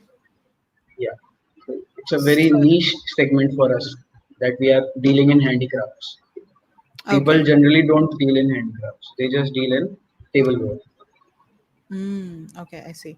Approximately how many companies are there, or how many factories are there in Kurja? Do you know? 300 or 400. About 300. Okay. And are they, is Khurja as a production hub still growing, or are the number of factories decreasing, would you say? Mm, it is growing. It is growing. Okay. It is growing. Right. Okay, so this is agate that you were talking about previously. So this Yeah. is quite beautiful. Yes. So this is a semi-precious stone. Hmm. It is very hard. It is very hard, and this is mainly used so that we can keep reactive acids and other chemicals in this, and we can crush it. So the stone does not mix with the chemicals.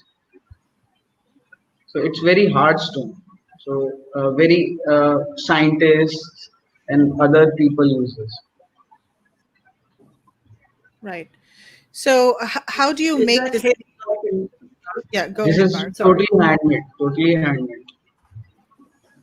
So we take So a is that stone. The stone is this big, and it is full of impurities. So we polish it by hand. We cut it by hand. We have a team of people who do this job. Only those 5 people can do this in whole town of this Khurja. No one else can Right. do this. Right. So it's actually carved from a piece of stone. Yes, yes. Okay. Mark, you were asking a question? Yeah, no, is it as heavy as a normal mortar and pestle? Like, is it quite heavy still? Yeah, it is. It is heavy. It is heavy. It So is heavier approximately than what? porcelain. Okay, approximately what would be the weight for this small one? I guess this is about Uh, 3 inches, I guess. it could be more than 1.5 kgs. Okay. So Mark, are you thinking that's an issue with Amazon, like if it's too heavy? I was just thinking if it was very heavy, like, your shipping cost, and, that I was just trying to work out, because is that, I don't know how big they are. Is that like 6 inches or 3 inches? What size is that smaller one? This What's that? starting one is like 3 inches, then 5 and 6. Right. Yeah. They're Yeah. beautiful. They're different. So different. Yeah, they're very And be- different. Because of the material, it'll never wear out in 100 years. Yes, correct, correct. Yeah, because it's so hard. Yeah, yeah. Awesome. Okay, so it's not about what we make, it's about why we make it. We believe that craftsmanship of our people should reach everyone in the world, and world full of handcrafted items. So what is your setup like, Sarthak, in your factory? Like, do you have in-house workers, or do you outsource a lot of the production? Tell us how the production happens. We have everything in house. We have more than 4 companies here in Khurja. So one Okay. deals in stoneware, one in porcelain, one in agate. So we have everything in house, nothing outsourced. And Okay. and there are many small things, like very small things that we need to outsource. The Mm-hmm. the craftsmen here do not want to work under someone. They want Yeah. to work independently. So we gather them together and make something achievable to people so we can export. So Right. 99% of the things are in house. Okay. And how many employees do you have in your factory? Uh, More than 100 employees are there in my own factory, and in our group of companies there is more than 250. Okay. Okay, so let's see if we have any questions. How do you secure the ceramics and terracotta when shipping to keep breakage low? Yeah, like how do you do the packaging so that they don't break? We keep it in a single box and with bubble wrapping, with nicely bubble wrapped and export packaged box, nice package, so it doesn't break. We keep it tight, it won't break. Okay, I see. So I think you also need to talk to Jen from yesterday's show if you're thinking about packaging, right? Yeah, for sure. He'll Yeah. definitely come up with something. Awesome. Okay, so Simone is asking, do you also make terracotta bakeware? Do you do Yeah, yes, bakeware? yes. So So, bakeware is, what I think is, terracotta bakeware is the products that can be used in kitchen. Terracotta products that can be used in kitchen. for making Yeah. something, bottles, water bottles of terracotta. We make them. I think she's referring to like things that you can put in the oven and bake. Like if you bake a cake or something like that, that you can put in in an oven. We can develop it. We can develop that. If they send us a photo and something, we can do this. Okay. Yeah, Simone, I mean, because Khurja is a production hub for, these kinds of products, for ceramic products, you'll find that if you work with one factory, they can usually, outsource it to another factory, or they can find somebody else who can do this kind of a product. So I think, yeah, get in touch with him if you're interested in this product.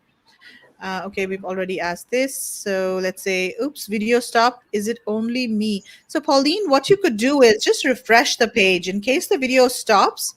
It's working fine here, but maybe there's an issue with Facebook or your connectivity. So just refresh the page and you'll be fine. Okay, so Rajesh is asking, do you have SEDEX compliance? Yes, we have SEDEX. You have SEDEX as well. Okay. Up already, thanks. Okay, awesome. So yeah, I mean, these are really good products, Sarthak. And guys, if you have any more questions, feel free to type them in over here. And this is Sarthak's email address, chatwalceramics@gmail.com. So Sarthak, do you also exhibit in trade shows, in India or overseas? In EPCH fairs, we have done a few times. Okay. In EPCH, yes, in Greater Noida. So my father has done a couple of times in Germany, Frankfurt, a fair in Frankfurt. But I just joined my family business, so it's been just 6 months of me joining. Oh, just 6 months. Okay, you're already going on so fast. Just 6 months. Awesome. Cool. So yeah, hopefully we'll be able to meet you if you are in the next Delhi fair. Sure. Because we bring our group, the India sourcing trip group, we go to the Delhi fair, so we might be able to come there. And if someone's interested in sourcing these kinds of products, we might bring them to Khurja as well. So I can also show you my products. Yeah, definitely. Go ahead. Do that. We have about 10 minutes here. Coffee mugs and things too. Like you can customize coffee mugs, can't you? Yeah. So these are basic coffee mugs, and we can customize this as per your needs. Like any sticker you want. So these are decals, right? Yes, this is decal. And these are reactive glazes.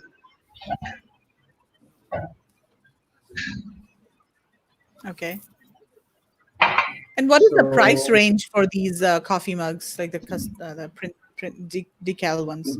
It's mostly based on the order quantity. So what's the MOQ? MOQ, I can do 500 mugs for this. So these are the burners. Right. So what would be the minimum order quantity for a burner like this? If you want, like. Yeah, 500 minimum order quantity for anything. Okay, 500. Okay. And then what's the approximate price range for the coffee mugs? Let's say 500 pieces. Of a coffee mug. Okay. Yeah. So 500 pieces of coffee mug. So is it a plain coffee mug or glazed? Something other reactive glaze. Yeah, let's say glazed. Okay, glazed. Normally glazed with decal would cost you around $1 for a piece. Okay, for 500 pieces. No shipping costs in there. Okay, that's X factory. Yes. Right. Sarthak, totally custom. Yeah. Sarthak, if someone comes to you with wanting to buy sort of 4 or 5 different products, you can do an order value. Yes. Dollar value order. Yes, we can do. Like I am very excited to export myself and get new clients myself. So I can do any order for anyone. No issue. Yeah, I think sometimes, for Amazon sellers, it might help if we have like a minimum order value of, say, $2,000, and then we can maybe mix and match some products. Are you okay with that as well? I can do for $500 minimum order quantity. Oh, $500. Okay. Yeah. Yeah, that's And I pretty good actually. Mhm. Yeah, I think so. Like the oil burners, to get value out of them on Amazon, you'd probably want to do them in like a gift box of three, maybe three different ones or something like that. Because I think just to try and sell one, what you would you wouldn't be, it wouldn't be a viable thing. I think you'd need to package, and obviously like the coffee mug, you probably want to do, you know, boxes of 2 or 4 or 6, because you need to be getting, you know, in the $20 range to make it viable. And obviously you've got to allow, I suppose, a little bit more for breakages, maybe not so much from you, but by the time they throw it in and out of Amazon 10 times and in and out the delivery van and everything else, no doubt you would end up, it's just the nature of the product that you have to allow margin your costings for, you know, breakages, because it's going to be a lot more than if you're selling a plastic item or something. But I think it's a fantastic idea. You've got some beautiful products. I know we actually went on a little tour of the factory last time we were talking to him, and it was great. You've got some good stuff. So my main motto was ki I can show people what I make. So interested buyers can talk to me. We can develop new shapes. We can develop packaging also. We can develop sets also. So this is what I showed what my craftsmen do. So I can also do many things for my buyer. So like he wants a set. If the company wants a nice packaging, customized packaging, anything we can do. We have Okay, the awesome. energy, we have time. Can you do terracotta soap dispensers? Soap dispenser, yes, we can actually, yes, we can develop that. So No soap issue. dispenser, I guess, is where you put liquid soap in. It Yeah, and pump it. did Yeah. right pump it. Yeah, We did you have mean that? so this is Yeah. a Oh, yeah, ceramic there- soap dispenser. yeah. This is a ceramic. We can also do that. So you could make a lovely bathroom setup, like, you know, toothbrush holder, the soap dispenser, and the soap holder maybe for the shower. And I think that's the way to go on Amazon, is to try and sell something a little bit higher dollar wise that you're going to get, because the fees are the same whether you sell one thing individually or you sell 3 together. You're really not going to be paying minimal extra amount on your Amazon fee and your Amazon storage. So I think that way people, especially the ones that are starting out and don't understand this, that would be the way to go, to try and do more gift package type of things that people can make a little bit more money than selling something for a few dollars that you're not going to make very much out of. I think that's the way to go with these sort of products, than not just do an individual coffee mug or an individual soap dispenser. I think it'd be hard to get a decent margin for yourself with those. But I mean, there's some great ideas. You can make up some fabulous gift packages, and then it sells so much easier on Amazon as a gift as well. Yeah. So are you familiar with wake and bake mugs? What are those? I have never heard. Yeah, me neither. Have you heard of them, Mark, Kevin? No, Nope. I haven't heard of that. No. Gerardo, maybe you can send a link or a picture. We haven't heard of these mugs, but seems like an interesting concept. Yeah. You're the ceramic magician. Yes, absolutely. And he's in Ceramic City. Okay. Do you make up gift sets, say a burner, candles, an incense dish, and sticks? Yeah. Can you make a gift Yeah. set? Yes, we can. Yes, we can make as per your needs. Like if you want a set of 3, set of 2, set of 5, and different fragrances, we can do anything with the ceramic. Just we need motivated buyers to do this with. So Yeah. You've got some Exactly. motivated buyers on our system, I think. Yeah, we've got plenty of them. We've got almost 100 buyers watching here. Awesome. So Jason is saying, excellent point by Mark. Create thematic sets. Yes, that's pretty important. And I think the packaging is also important for the sets. So do you also offer packaging options? Like if somebody wants to make a gift box or something like Yeah. that, do you offer that as well? that is. Okay. We also And there are we can also customized packaging is available. Customized development is available. So, Mhm. no.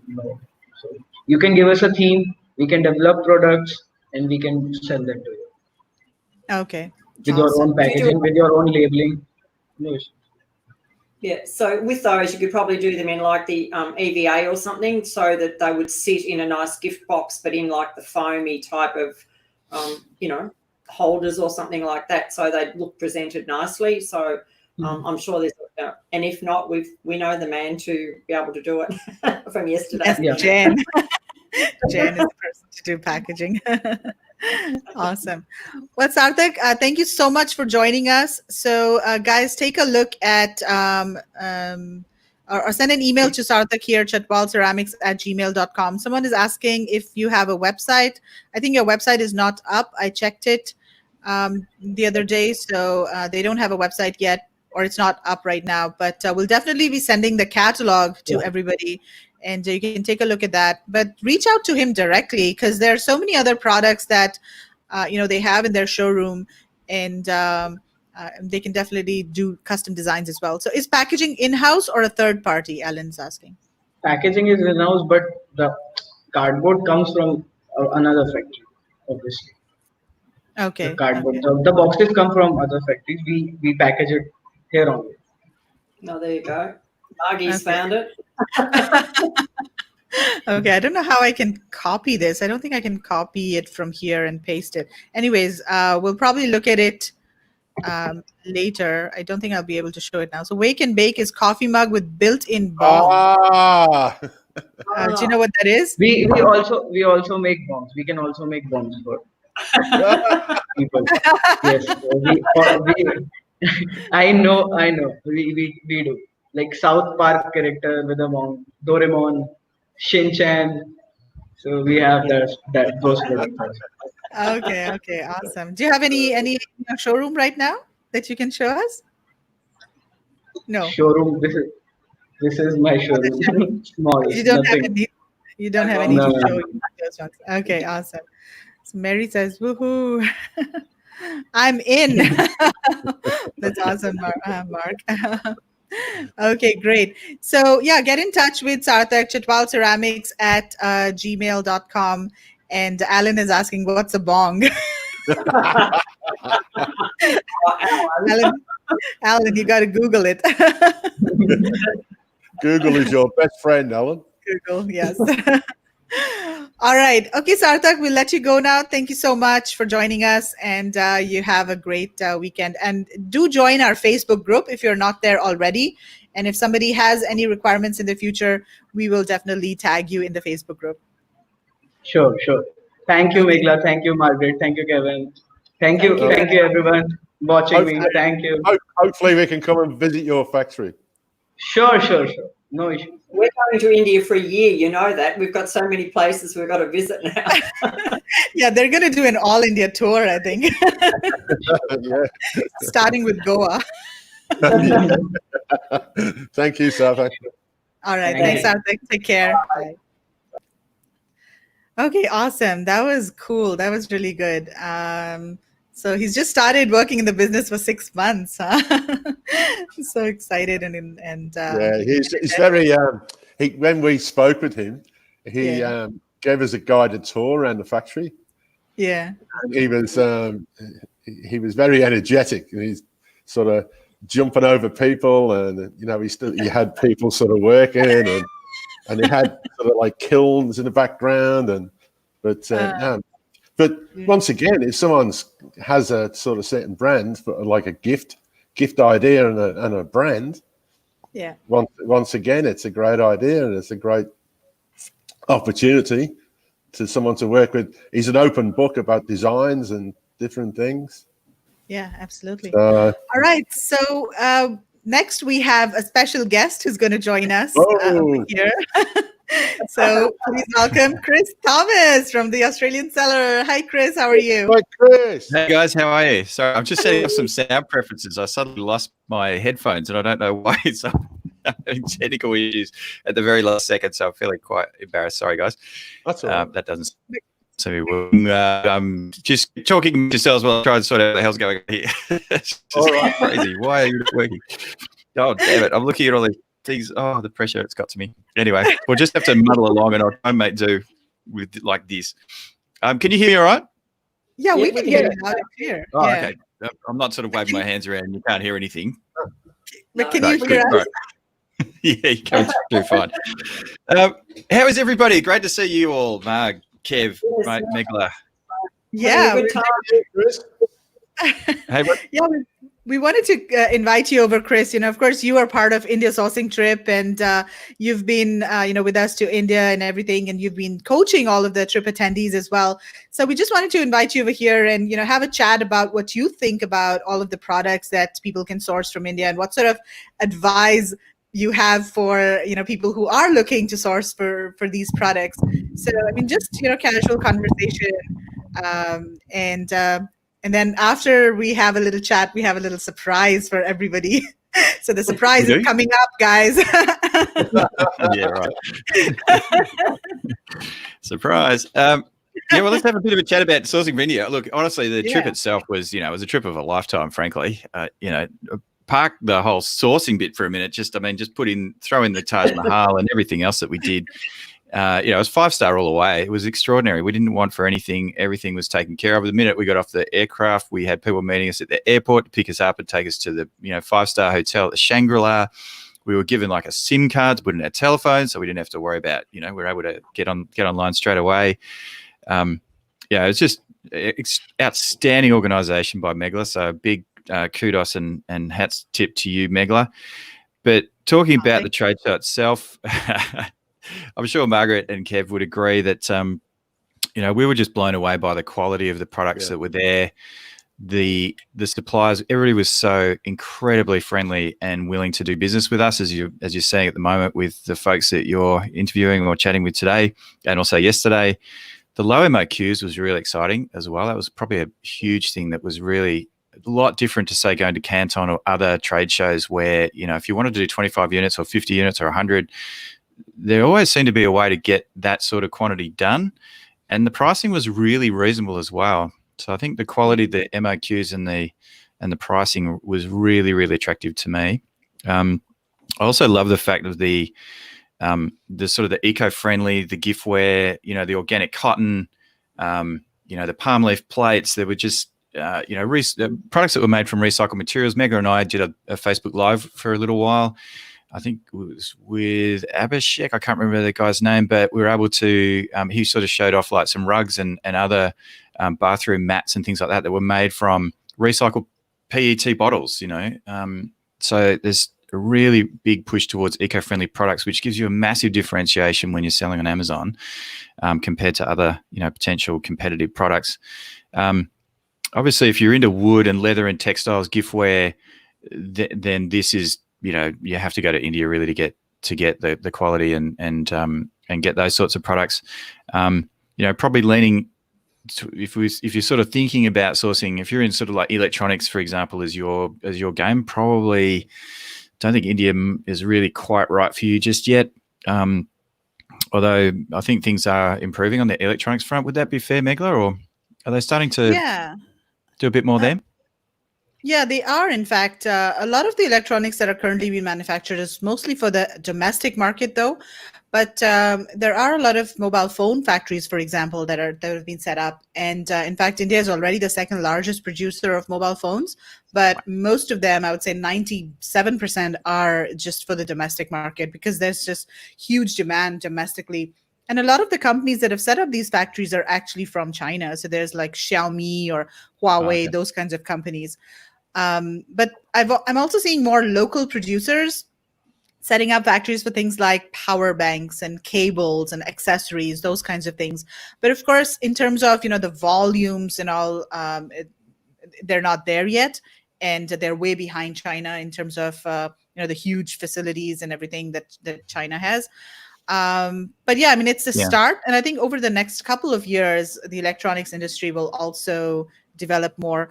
One of the industries that I'm seeing growing really fast also is the medical products. And these are not only, consumables like medical disposable items like syringes and things like that, but they're also medical equipment and medical devices. So, like thermometers or blood pressure monitors, those kinds of medical devices, and pretty high quality. and also very competitively priced. So that's another area that's coming up very fast. And again, a lot of these companies were set up to mostly cater to the domestic market, and now they're also doing exports. So definitely, yeah, a lot of Keep an eye on different that. categories. Yeah, yeah. Yeah, So- Also absolutely. textiles. Textiles Yeah, is a big category from India as well. Oh, yes. So we'll Yes. have to seek out some of those electronic companies to bring them on, Viz. Yeah, I think we need to. Yeah, add them to the list. I think it'd be really interesting to chat to a medical devices company, or and certainly anybody that's doing any electronics, like a power bank company. I mean, geez, it'd be pretty tricky selling power banks against the Chinese on Amazon. But Yeah, exactly. as a third party seller, sort of the middleman kind of, I don't know whether that'll work for you. But look, maybe it might. But It might. They're like iPhone cases. iPhone cases, yeah.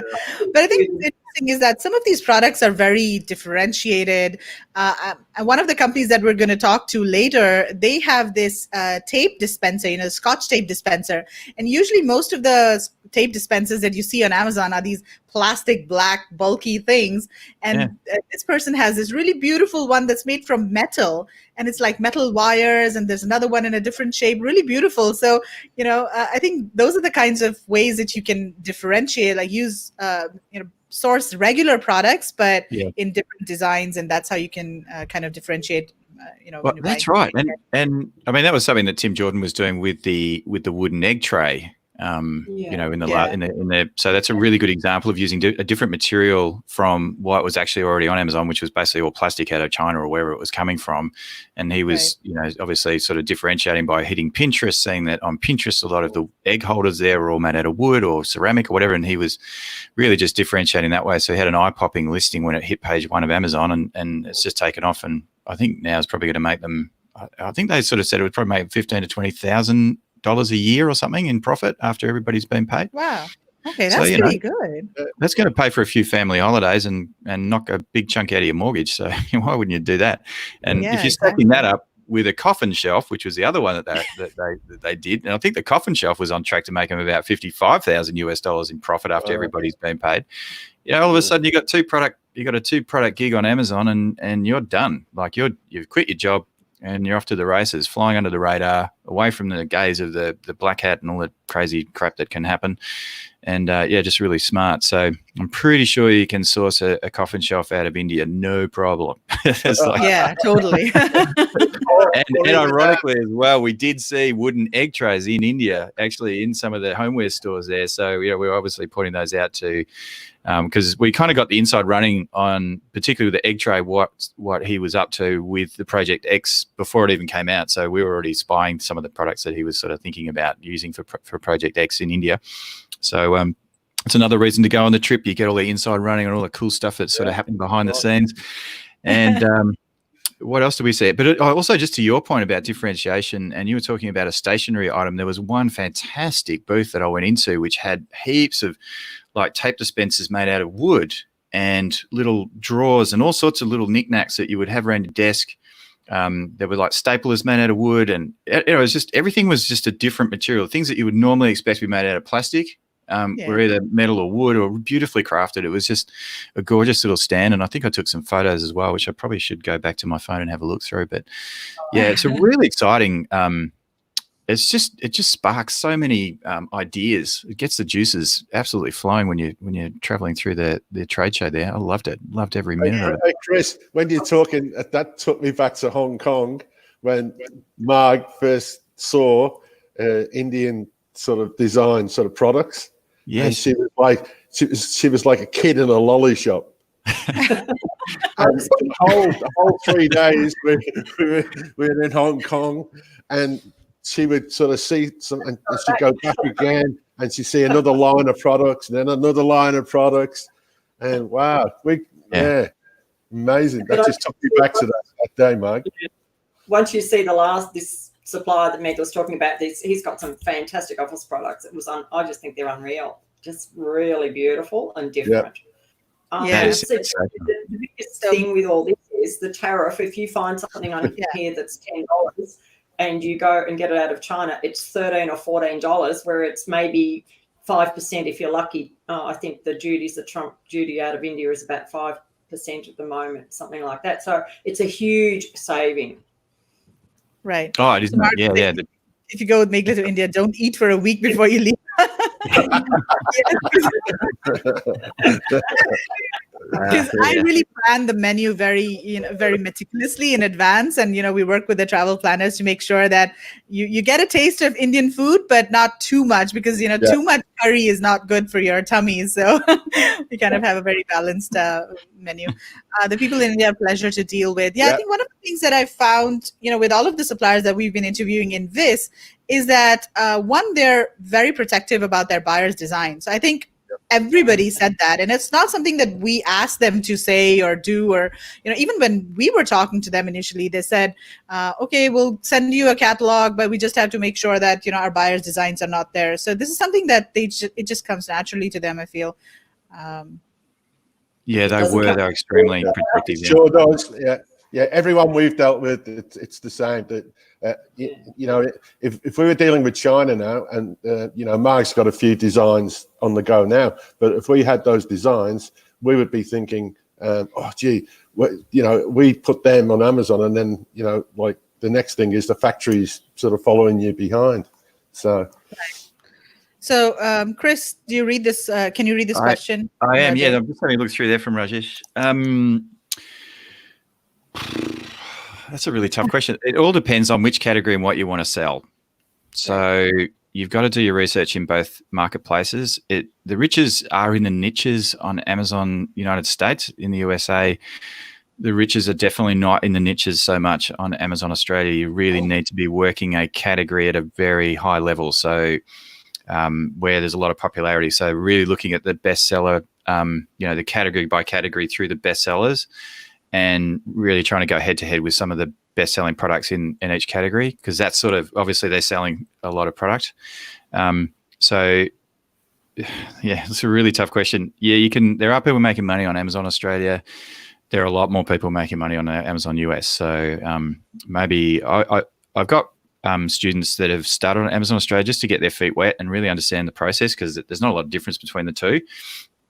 And then they switch over to Amazon USA and can do really well there. So Amazon Australia is really good with your training wheels, and then just to sort of get used to it and learn how all the little bits and bobs work behind the scenes of an Amazon Seller Central account, and then you can kind of go in with your big boy pants on into the United States and have a crack there if you want. So awesome. All right, guys, are you ready for the big surprise here? This is something that has never been done before on an e-commerce webinar live. And so we have Chris over here, and he has a hidden talent that not many people know about. He sings really, really well. So Chris is going to be singing for us live. How about that, huh? Chris, bring out the guitar, Chris. Yeah, all right. Okay. And Chris has also written this special song. I did. I wrote this song last night. This is for the trip. This is an India Saucy trip song. It's not very good, because I might have had a wine or two on a Friday night, and I was kind of just putting it all together on my telephone in front of the TV. So, and I've only rehearsed it once. So. Awesome. Okay, we're going to go away, and we're going to give you the stage here. All right. I'm going to get rid of that, and then hopefully...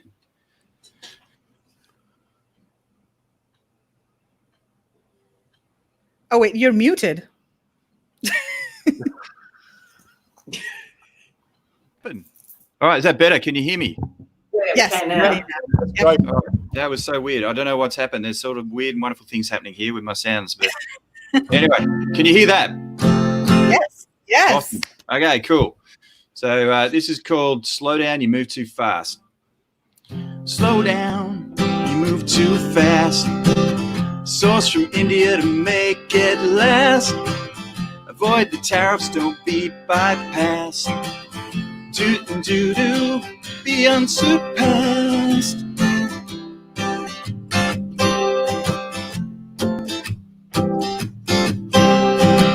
Hello, trade show, what you knowin'?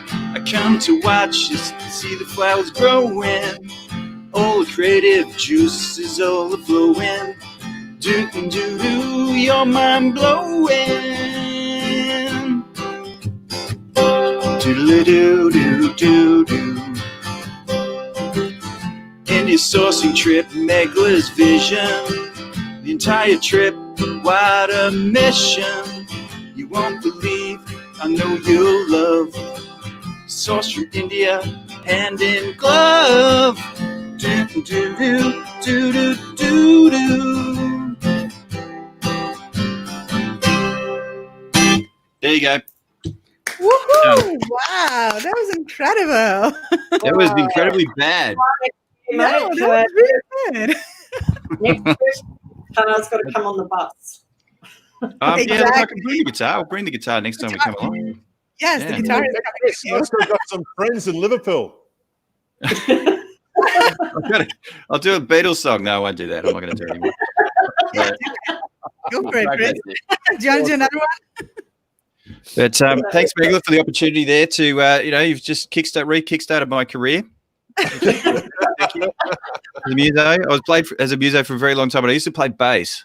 So I wasn't really a guitarist, so I'm kind of struggle a bit with the guitar, but I can still play a little bit. But That's where I've seen you before, Chris. what's that, man? I said that's where I've seen you before. On bass. Yeah, probably down at the SB or some of the local Melbourne. Yeah. Anyway, it was a long time ago now, and it was back when I had a lot of hair. I used to have a lot of hair, sort of quite long, which was great, and then it all fell out. So anyway, it happens. Australian seller is just your day job. You moonlights as a singer at night. If I moonlighted as a singer at night, Meg, we've done a better job of that song that I just sang. So yeah, I'm a bit rusty. I haven't quite got the chops that I used to.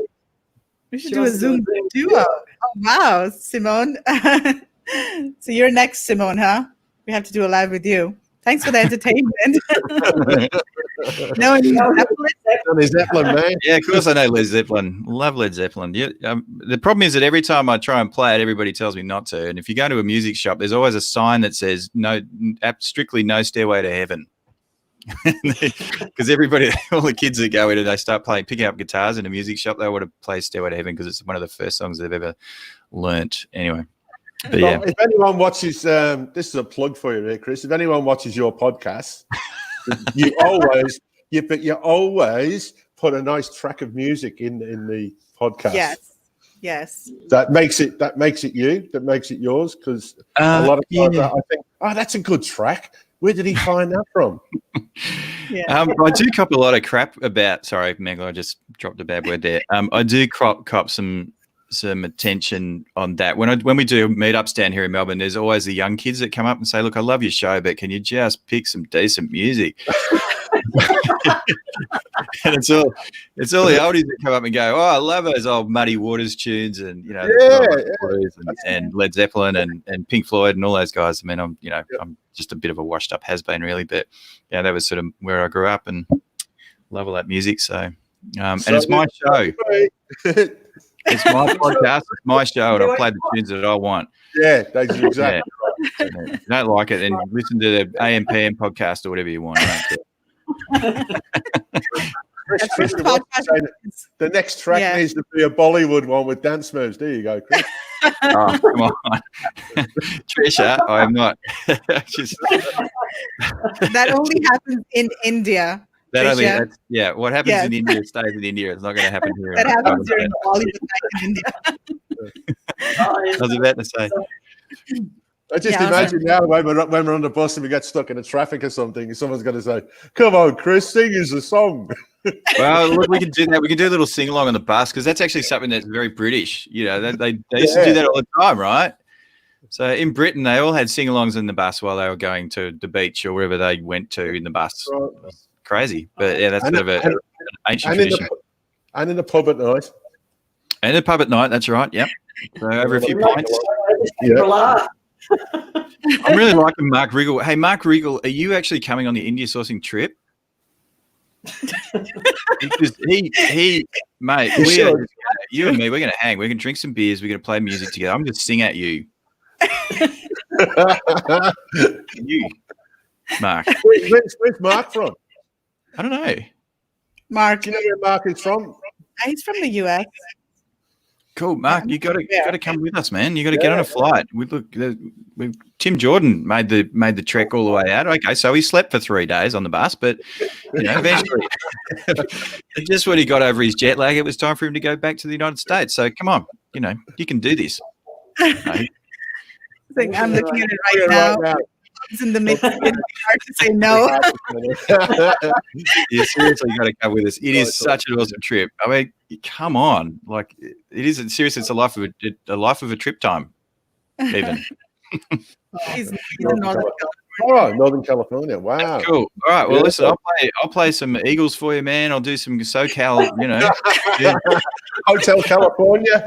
I'll do Hotel California. There's only got about 15 verses. I'm just trying to think of some other tunes out of there. Well, it's got 15 verses. Remember going to Agra? That'll fill in. Yeah, that'll pretty much do it. Yep. Yeah. Down at Taj Mahal, that was a decent trip in the bus. So yeah, we need to come up with some really, really long tunes. Might do some Arlo Guthrie. And I like Arlo Guthrie. Arlo Guthrie, I mean, what was that tune that he did? Alice's Restaurant. How good was that? Restaurant, that's it, yeah. You're taking my mind back now. Yeah. Van Halen. I can do. I reckon I can dig out some Van Halen. I used to know how to sort of do the riff for. What was this? Eruption. There was that, and then I definitely do know. I know some Van Halen tracks. Yeah, back in the day when it was who was the David Lee Roth was the lead singer, and there was Eddie Van Halen obviously and his brother, and so I didn't like Van Halen when Sammy Hagar joined. Though I wasn't a big fan. After that, no disrespect to Sammy. This is going to be like the Blues Brothers getting the band back together. There's a lady who's sure all that glitters is gold, and she's buying a stairway to heaven. There you go. Look at that. Wow. Wow. Where'd that come from? Incredible. No, there was just with that kind of voice, you'd be good for Richard Marx. I got to think of. I know Richard Marx. I can't think of any of his songs off the top of my head, though. I can't. Yeah, he's that sort of really. He was on TV not long ago. Yeah, he sort of did keyboards and stuff like that. So it's sort of ballady stuff too, doesn't he? I love that. Thank you for fantastic information and support. You are definitely welcome. I'm not sure about the fantastic information right now, but we're trying to do our best to support you. There you go. Mark's on it. Come on, Mark. You are so close. Don't look at it. Book it. Awesome. And then, anybody that books an airline ticket right now, though, boy, that hat tip like that takes some kahunas, pretty big ones, I think. Yeah. But no, look, we're going to be good. We're going to be good by October. The India sourcing trip is definitely going to be on. I am so positive that we're going to be out of the woods and out the other side and on that, just having such an awesome time together. Yes, fingers crossed. Looking forward to it, Chris. It'd be great. Absolutely. All right. Do you want me to stop talking now? Well, no, we want to give you a plug over here. So definitely check out Chris's podcast, the Australian Summer Podcast. And Chris does coaching as well. And he's an amazing coach. So if you do want, help with your Amazon business, if you're kind of getting stuck somewhere, or if you're just starting out, reach out to Chris and he'll be able to guide you and, help you along with your Amazon journey. Yeah, so thank Chris, you. what's the best way for people to get in touch with you? Look, probably first of all, join the Facebook group, the Australian Seller group. Yes. So that's over at theaustralianseller.com/Facebook. Right. It's pretty easy. And then you can send me an email at chris@christhomas.com.au directly. So please feel free to do that. chris@christhomas.com.au. I tried to make that as easy as possible. Every week I kind of do a bit of product research. So I come up with product ideas if students are a bit stuck and looking for new product ideas. Came up with an absolute ripper for a student last week. So he's off to the races, hopefully. That'll will do really well there. Came up with another one yesterday, which is a product that I actually want to source out of India. So I can't wait to get back to obviously back to New Delhi and to the India sourcing trip and to the New Delhi gift fair and meet up with some of the furniture suppliers there, because I found it an item of furniture where there's a huge amount of demand and there's only about 2 or 3 sellers, probably 5 actually. And so I love to look for those imbalances between supply and demand, and where I see a lot of demand, and that's demand being defined by keywords, how often people are typing things in. This particular product is being searched for around 22,000 times a month at the moment, and it's grown a little bit because of Corona, but it's not. But it's still got a very solid base. It's been sitting at around 5,000 to 6,000 search volume over the last 2 years, and it's just spiked up a little bit at the moment, obviously, but. I still think that, and it's sort of an officey type product, bit of furniture in there. And, but yeah, on Amazon, there's probably about, I reckon, 5 sellers tops. And Amazon's desperate to show products that are similar to this thing, but they're not the same. And there's 5 sellers that are there killing it. So there's room for more in there. So, yeah, anyway, sorry, I've just went off on a complete tangent, but I'm very excited about this potential idea for a product. So. Right. I mean, that's something that people really struggle with. I mean, finding products to sell and finding these unique product ideas where their demand is less and or demand is more and there are fewer sellers. So yeah, that's incredible. That's a unique skill that you have, Chris. I wouldn't call it unique. I mean, this is a sort of, I actually another hat tip today, and that's to Tim Jordan, because I think that in fact, these are sort of conversations that you have on an India sourcing trip. Where we all sort of share the different tactics and techniques that we use to find those opportunities to sell products on Amazon in, where we gain an advantage and for profit. And I mean, this product too is probably about the one I'm looking at the moment. I'm probably going to retail on Amazon for about $150. Ooh, wow. So, but they're flying off the shelf. I mean, the guys that are all there are selling them for 150 to 130 to 160. So, and they're selling like hundreds and hundreds a month. And if they're not making $50 profit on every single one, I'll go, hey. So but this is the thing, like when you're on the India sourcing trip, you're sort of talking to guys like Tim Jordan, and that was the sort of thing that he was talking about. He loves that sort of imbalance between, and that's what happened with the coffin shelf. I mean, the coffin shelf is a great example where there was about 3 or 4 products, maybe 5 products that were on Amazon that were a coffin shelf, but there was about 2,500 people a month, or maybe 3,000 people a month who were looking for it. And so that's a huge imbalance, And so what you don't want to be doing is kind of going, wow, everybody on page 1, there's a huge amount of search volume on water bottles, and if I just get a tiny little sliver of that big pie, I'm going to make it rich. It's really hard to get that tiny sliver. You want to be getting a big sliver with a big pie, and those opportunities are all over the place on Amazon, particularly in the United States. So don't think that the opportunity on Amazon is over. There's still plenty of cash to be made there. So Mark has a good point here. There's talk in the tech industry down in the Bay Area that 50% or so may be remaining permanently as telecommuters that may offer a bump in the home office environment. Spot on, Mark Wiggle. Yep. And that's why I've been heavily focused on looking at product opportunities in that home office space, and that's where I'll come up with this, what I'm hoping is an absolute winner. Wow. Oh, thank you for putting up my email address. That's very kind. Cheers. Yeah, absolutely. You spelt it wrong. No, I didn't. I was just testing you. .com.au. Yeah, and then an AU. Oops, yeah, that's not going to work. Sorry. I used to work at Lonely Planet as a cartographer, and they gave me this email address, which was christ@lonelyplanet.com. And when I looked at it, it was actually Christ@lonelyplanet.com. It's kind of weird. I just looked at that. It just reminded me. I went, oh, that's right. Sorry, ChristThomas.com. That looks great. Yeah. Okay, so christ@thomas.com.au. But even in Australia, talking about like Mark's last comment, even in Australia, I was playing golf on Tuesday, and a lot of the guys that I was playing with in the groups when we were stopped, and of course we were chatting between us, and a lot of those guys work in the office, but they're all working from home, and they can't see themselves going back to the office. So yeah, absolutely. Yeah, I think there's no doubt that the uplift is going to be maintained. Look, it's going to probably come off a bit. Some people will maybe get a little bit lonely, or they're just being called back to the office by their boss or, you know, their employer or whatever. But I think there is a sustainable sort of, at least I'd see a lot of people working full-time from home, but I also see a lot of part-time from home. And I think that people really want to decorate their offices. They want to be comfortable in their offices. And, you know, that's I think there's going to be a huge focus on that, and there already is, and I don't see it really going away anytime soon.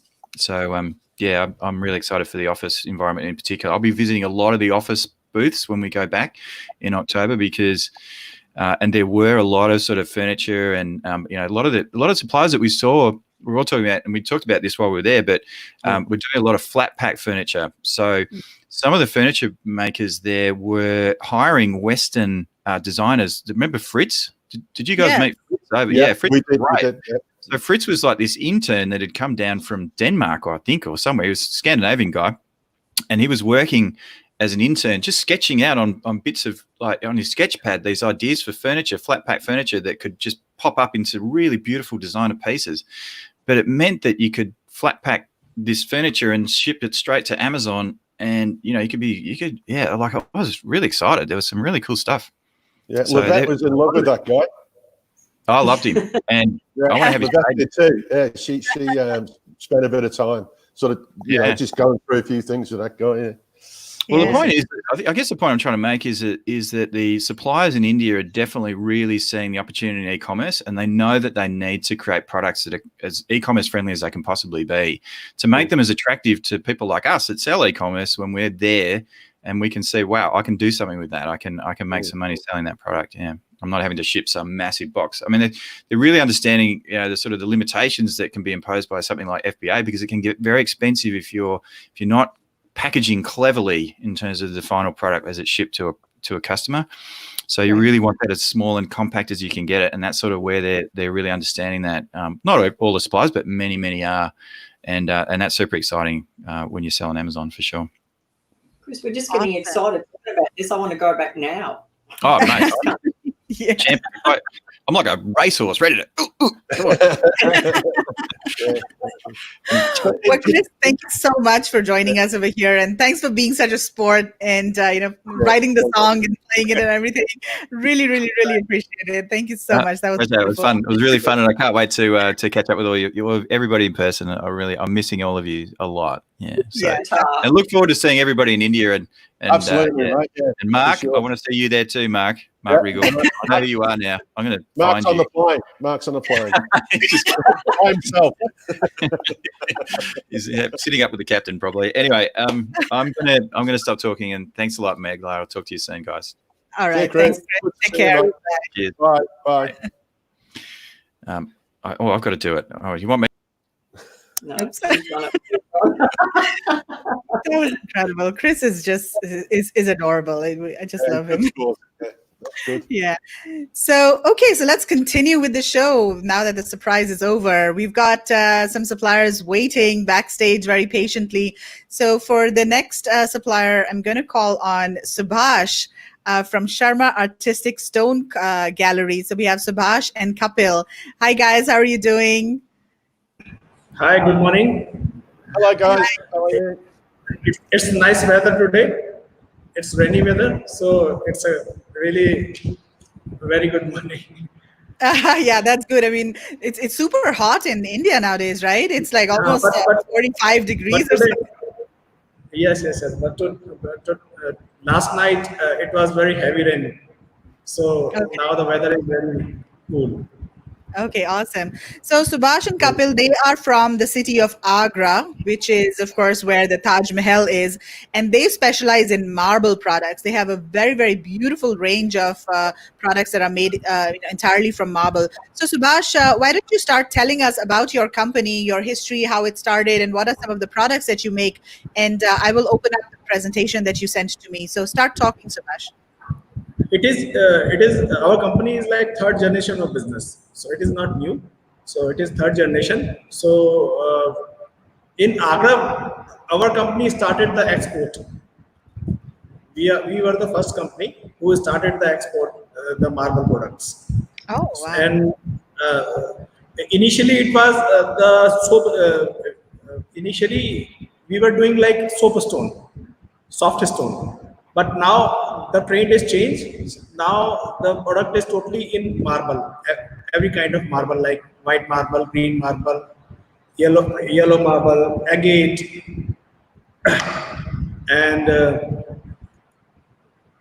and our major market is like US and Europe. Okay.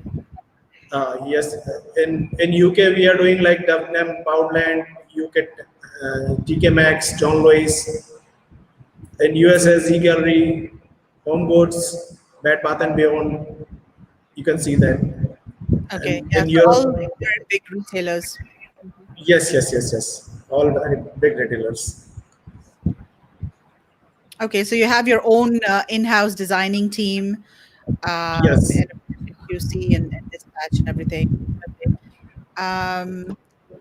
So your production capacity is about 100,000 pieces per month. Yes. Artistic stuff. Okay. And then let's see what else. So you've won some awards. What are these awards? Do you want to talk about them? Yes, these are export awards every year, like turnover wise and artisans wise. So we receive awards from UP government and nation. We have some awards from national awards as well. Okay.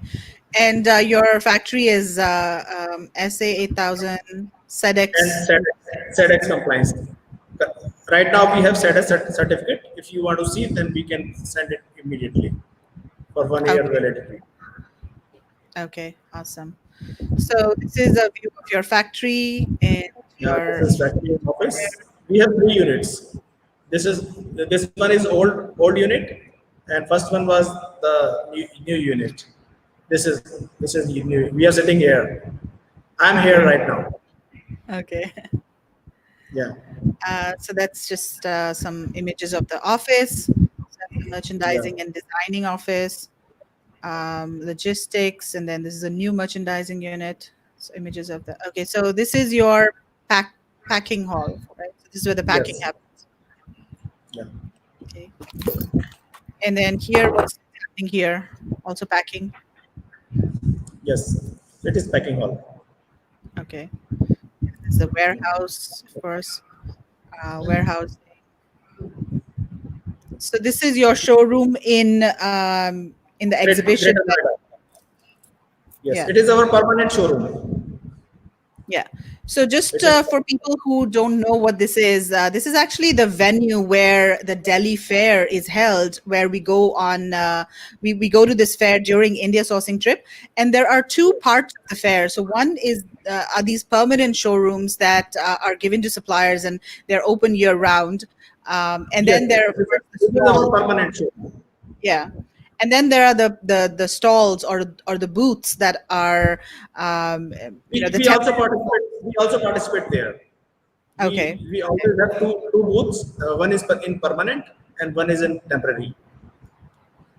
Okay. So there are about 800 of these permanent stalls in at that venue, and then there are about 3,500 booths in the exhibition hall. So overall, there are quite a lot of suppliers that you can meet at this exhibition. Okay, so that was a little bit about your company. Now there are a couple of presentations that you've shared, which are about your products. I'm going to start opening them up. And one of the things that you mentioned was that you have some products that are in your like readily available in your inventory. Yes. And so these products are maybe some products that you were doing for buyers that have canceled the orders. Is that correct? Or why do you have? They basically hold the orders. They have not cancelled, but they have hold for some time. But we will remake the production for them. So we are offering to other clients, so we can sell it off immediately. Okay. Because So, because we have good production capacity, so we want to sell it off immediately. Right. Totally makes sense. Okay, so let's just take a look at some of these products over here. And of course, I'm going to share this catalog with everybody. But what I really like is they've given a lot of details for each item over here. So you have the description number, the item size, the original price, and they're also offering a discount on some of these products. And then they've also listed the retail price for the single piece, which I thought was very interesting. So Subhash, where have you got this retail price from? Because we got the price tickets from the buyers, so they give us the retail information of it. Okay, so these are the retail stores that you are mostly selling to, right? Yes. Yeah. Okay. So yeah, I mean, for Amazon, the price may be different, maybe lower, higher. You have to yourself see what price you can sell these products for. But it's good that they've actually given an indication. And then they've also mentioned what is the stock quantity, and then IP. Inner pack like in one inner carton, one set, and in master carton, 2 sets. Okay. And then this is the master size of the carton over here. So yeah, So a lot of information is available for these products. I'm going to quickly go through these products, and Subhash, if you want to stop and talk about any product that you think is special, you can just let me know. So I thought these are quite nice. These bookends. This is horse bookend. Let me show you. This is the one.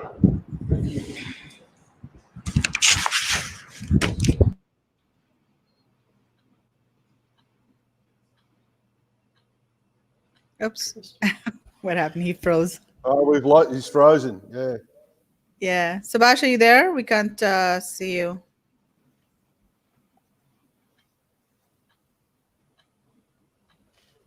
Oh, looks like he's Megla, looks like there's another opportunity for someone who. Oh, here we go.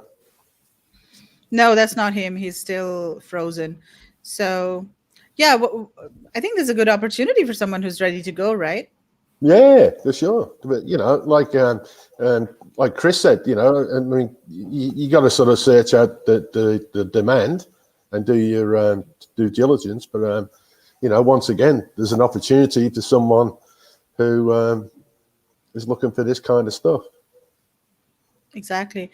And a lot of these items are giftable items, and there may be demand for such items, in Q4.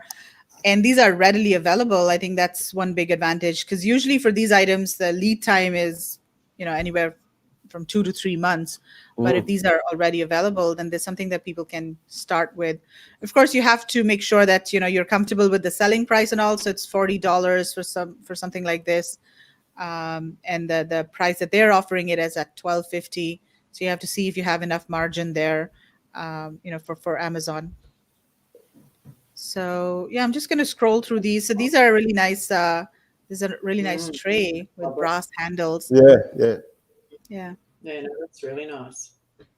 And I don't know how heavy these are. That's one thing that I was going to ask him, because I mean, if it's marble, then it's got to be pretty heavy, right? So that's something that you have to consider. Yeah, I think there'd be a bit of weight in them. Yeah.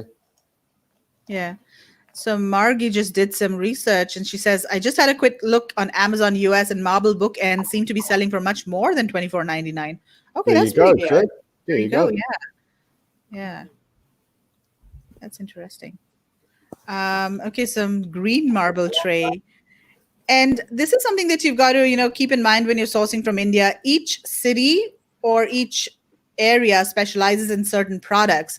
So if you have a supplier, look at the supplier's factory location and the address. If they are from that city, that they are, most likely a manufacturer. But if they are in another city, they're most probably a sourcing agent. So for example, Khurja, that's the ceramic city. And then Agra, there are a lot of stone and marble products. And then Muradabad is mostly for metal products. Jaipur, there are a lot of wooden products. So, and this is something that we also talk about during the trip. And we, kind of give an overview of what products are available where. So let's just keep going over here.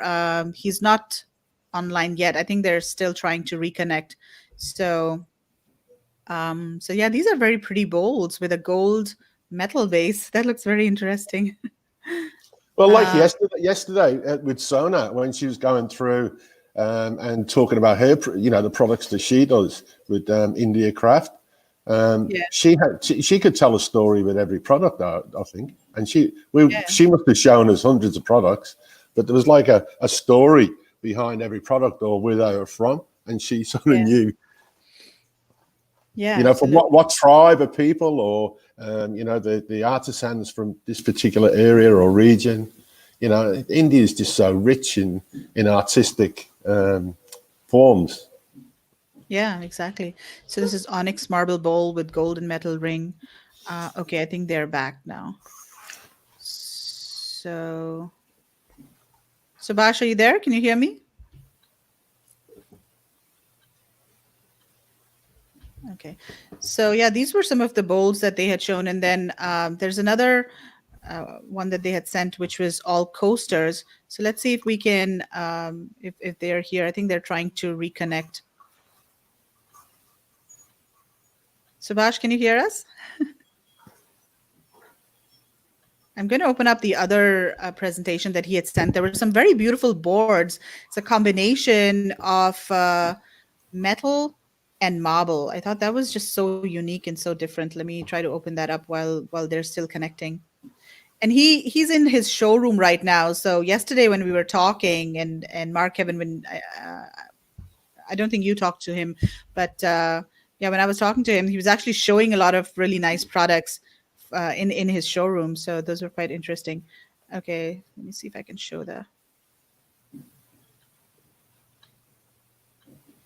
Okay, so these are coasters. So yeah, these are pretty cool. So there's a stack of 4. I'm not sure if this is painted or printed. I'm not sure how they get this pattern on the marble. Or I don't think it's inlay. Yeah, it's printed. Because some of them, they also do a lot of inlays. Do you remember, Mark, Kevin, when we went to Agra? Mark, you weren't there, but Kevin, we went to this showroom and workshop where they were actually doing the inlay work, right? That's right. Yeah. Showed us. Yeah. Yeah. So that's something that beautiful stuff there, didn't they? Yeah. Exactly. And this is you know, something that these artisans here in this region specialize in. They do a lot of inlay, and it's handwork. It's very, you know, it takes a lot of time and effort and patience, but the end result is really beautiful. So again, these are coasters that use 2 materials, quite interesting. And then white and green marble tapered edge coasters. So they have 600 sets of these, and these are very giftable. I think if you can, you know, put a nice gift box, that'd be pretty cool. So this is a combination of wood and marble. I thought this was very interesting. Yeah. What do you think about this? Yeah, no, very different. Oh, they're different. I mean, if you want to point a difference, that's it. I mean, it's just something really original. Yeah. Here's another. That looks rather unique, doesn't it? Yeah, it does. Yeah. Oh, wow. So that's white, black marble tapered coasters. And this is a nice shape. Yeah, no, they're good. They're really nice. Yeah, so these are some of the chopping boards that I thought were very interesting. So this is marble on either side, and then it's wood, and then there's this brass inlay over here in between.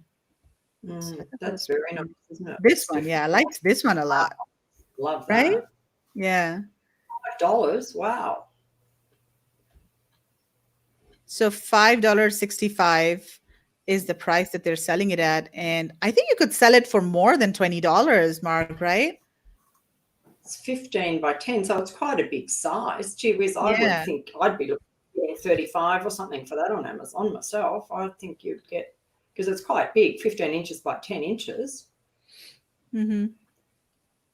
It's quite, it's quite a big size. Yeah. So yeah. I think that'd be a great thing to go with those. Gee whiz. What do you think of the weight of those? What do you think of the weight of those? It would be heavy, but Mm-hmm. yeah, if you get that for $5.65 and sell it for $35, you've probably got enough margin in it because of. And if someone got that as a gift and opened it up and seen the quality and the weight and the style, it's something that would last for a long time, wouldn't it? Yeah, Right. no, that's beautiful. So Marg is saying marble pinch pots are going for between $19 and $23. Yeah. So the price that he mentioned here in a previous slide was much lower than that. Yeah. I played the role of Mark that day. Yeah, Mark didn't come with us to Agra. How's the bonding integrity between these two different metals? Yeah, exactly. That's a good question, especially because there are 3 materials that they have used over here. So, yeah, I'm not sure. That's a question for Subhash, but he's not able to connect. I just checked with him on WhatsApp, so he's that's still a shame. trying. Yeah. But they must have it down pat, because they wouldn't be putting the two together, would they? They must have a process that's a lasting process. But yeah, interesting question from Raj. Yeah, That is exactly. really, oh wow, these are This is really gorgeous. beautiful. Look at the grain on the wood. I really like the grain. Yeah. They're beautiful, and I think they're, I mean, I can't see you only getting $19 for those. Yeah. This is $16. And it's 12 inches by 8, so that's still a big board. So I would think you'd have to get at least 30 for those, because they're not just plastic; they're a beautiful marble product. So exactly, and the price is pretty good. So it's $465. That's of course ex factory, and you add add shipping cost to that. But still, I mean, your landed cost could be, depending on the volume, I don't know, about $6-7, I guess. Yeah, probably about $7 or $8. It might be a bit weighty with the shipping, but even so, and by the time you pay but even if it was $8, I mean, if you could get $35 for that, that's pretty good. Yeah. So yeah, good variety, and all of these products are readily available. That's the good thing. And I think once again, you can tell a story with these. I mean, because they're, where they're from and the whole bit. So it's not that you're just selling something, it's something that you've got a good story to. Right. And these are from the city of Taj Mahal. Taj Mahal is the entire building is made of marble. So it's from that city.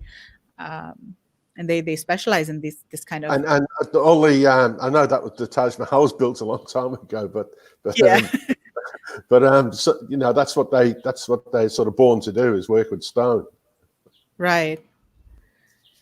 So this, I guess, they had made for this resort, I guess. Laguna Beach, California. Mark could sell in California. Yeah. Laguna Beach, California. There you go. So these are some card shade. Yeah, these are pretty cool. They're different. Again, this is a chopping board, white marble and black and white marble and sandy gold printing.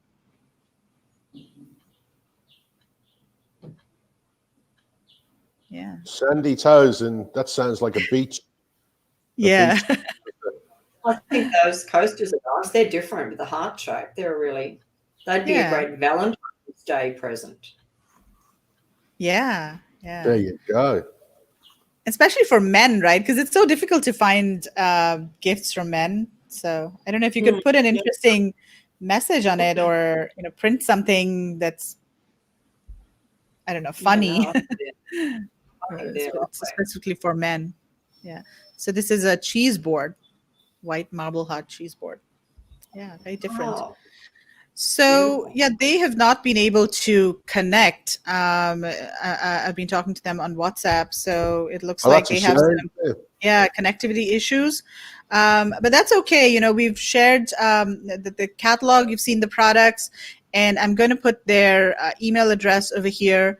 So it's subhash@sharmaindia.com, and of course we'll be sending you this catalog. So in case you are already on our email list, you will be receiving the catalog via email either today or tomorrow. But if you're not on the email list, then you need to go to this URL, indiasourcingtrip.com/ebook, and download this free ebook, and then you'll be added to the mailing list and receive all of the catalogs. So yeah. Okay, so let's get on. We have 2 more suppliers to go, and the next supplier is, of course, very special to you, Mark and Kevin. We have Ayush and Sanjay from Moradabad. Hello, Ayush. Sanjay, how are you doing? Hello. No, where are they? Oh, what's happening? Where are they? They've been backstage for almost like 15 minutes or maybe even more. Here we go. Hi, guys. Hi, Kevin. Good to see you. Hi, can you hear us?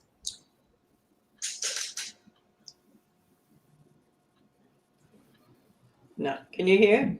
Can you hear? Yeah, can hear you. We can see them. You see them. So let's see. Chris is asking, do they have testing labs in India to test these cutting boards for FDA compliance, such as SGS, Intertech labs available in China? Yes, Chris, there are such labs that are available. Okay, so Subhash is back on. And so Sanjay, what I'm going to do is I'm going to move you out of the screen and put you backstage for a couple more minutes while we just finish up with Subhash over here. Okay, so just wait there. Okay, hi, Subhash. Can you hear us now? Oops. So he had a really good connection yesterday. It was very clear. I don't know what's happening today. So yeah, there are labs in India. And in fact, you can reach out to Rahul Chhatwal in our group. He's from a company called Qima, Qima. They used to be Asia Inspection previously. So they do product, excuse me, they do product testing. And if you, they don't have labs themselves in India, but they can get the product testing done. But of course, there's SGS and all sorts of labs are available. Montserrat, back on.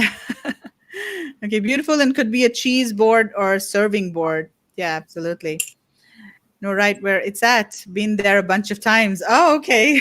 So Mark is referring to the Great place. I've been there too. Awesome. Okay, so it looks like Subhash is not having. Yeah, he's having technical problems. So okay, let's get Sanjay and Ayush back then. Okay, cool.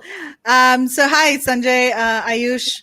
So of course you are back the second time we had talked to you in the first virtual India sourcing show that we had done, and you had given your company information. And guys, check out their video. Check out the first video that we had done for virtual India sourcing show last month in April, and you'll get to know their company a little bit better. And Mark and Kevin have in fact been sourcing from them for a couple of years, and they've even visited their factory in Moradabad. So today, Sanjay and Ayush are here to talk about some of the masks that they are now producing. So Ayush, Sanjay, do you want to quickly give an overview of your company, introduce people to the products that you generally make? Tell us about your company quickly, and then we'll talk about your masks. You're unmuted, so you're muted. Can you unmute yourself first? Yeah, sorry. Yeah.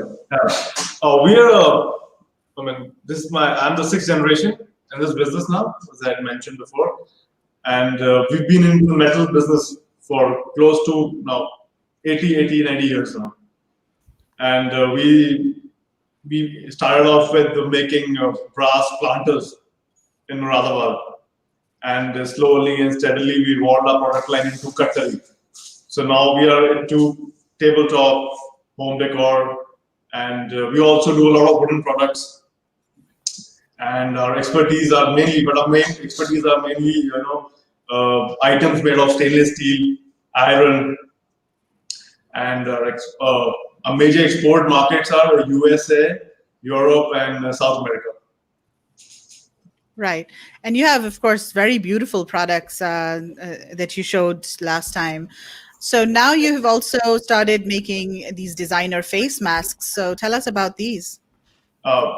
These are very different masks compared to the normal surgical masks that you come across and medical masks that you come across. They are basically designer masks, and they're made out of cotton. They have a cotton inner liner, and they're two-ply. And we have a special captive unit for this. And our production capacity for each of these masks is 500 pieces per day. And as you can see, these are some of our existing designs that we already have with us in stock. And if you want any design that you want customized, that takes us another 2 weeks to sample that for you. And MOQs are about 1,000 pieces per design for each month. Okay, these are I see. some of the designs that we have Right. with us in stock. And they're all 2-ply and cotton is the material. Okay, and also, so these are not medical masks, right? I mean, that's very important to clarify over here. So, exports of medical masks are actually prohibited from India, right? Yeah, so these are like non-medical. We can export these. There's no issue. They're as effective. And they're as effective as those medical masks. Okay, so when you say as effective, in what sense? Because they are, of course, made from cotton, which is, it like water and all can pass through cotton. So it's different from the, materials that are used in N95 and all, for example. So how do you Yes, think they're Megha. similar to medical masks? Basically, it's been proven that if you don't have a mask, which is N95 or something which is better than N95, then you can simply use a layered piece of cloth or a handkerchief or a scarf, and you tie it around your mouth and your nose, and it is as effective in spreading the contamination to other people, to your surroundings, as N95 or any other medical mask is. In fact, there was so much spurious material which was coming out of China when when this pandemic was peaking in Europe and all the countries, that a lot of shipments were returned. There's a material, a blow melt, which usually goes into a medical mask, which is 3-ply, and they were not using that blow melt material, absolutely. So, and then slowly and steadily, when people became hands-on with this pandemic, so everybody realized that just a clean mask or a scarf, or in India, all the women, the ladies, they used dupatta. It was very effective, and then people began to realize that this could be a fashion statement, and maybe something which can be reusable, which is reusable, and then that makes it environment friendly because it is not generating any waste which needs disposing. So right now we are. What you can see is the cotton collection, which is printed and which is color fast and is hand washed. We are also now coming out with a party line of masks, which is using different materials, which is more glamorous, more funky, and well, this is taking fashion to another level, along with coming to terms with living with a mask on whenever you're outside or inside your house or at a place of work. And looking good while doing it, because the faces are not visible right now these days. Right, absolutely. So let's see. So these are some of the patents that you have. So these are, do you also have some sort of filters that you can put inside the mask, or are these just like 2-ply? Yeah, they can be incorporated on request. The filters can be incorporated on request, not an issue. Okay. So are you currently exporting them? No, this is we have not started exporting as of now. This is just the absolutely new line that we just sampled right now, just recently. And these are the designs that you have made so far. Right. So Chris is asking, what is the approximate cost? This will cost you about $1.05. Okay. And do you have you?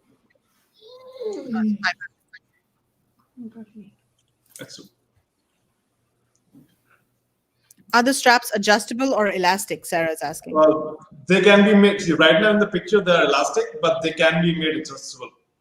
Not an issue, as per the requirement. Okay. So yeah, these are very floral designs. There's tiger design, a check design. So you can come up with your designs and we can sample this for you. Yeah. And in fact, in many countries, masks are now required. I mean, in Singapore especially, it's mandatory to wear a mask. Whatever mask you wear, it doesn't have to be a medical mask. So it's mandatory. I think the same in India as well, right? Yeah, exactly. It's the same. I mean, it's compulsory to wear a mask when you go out. You need to be wearing a mask, otherwise you'll be fined. You're going to work, and everybody's wearing a mask now. Everybody. Right. Yeah. So our sampling lead time is about 2 weeks for any customized design if you have. So we'll take about 2 weeks to sample that for you. And the MOQs will be 1,000 pieces per design.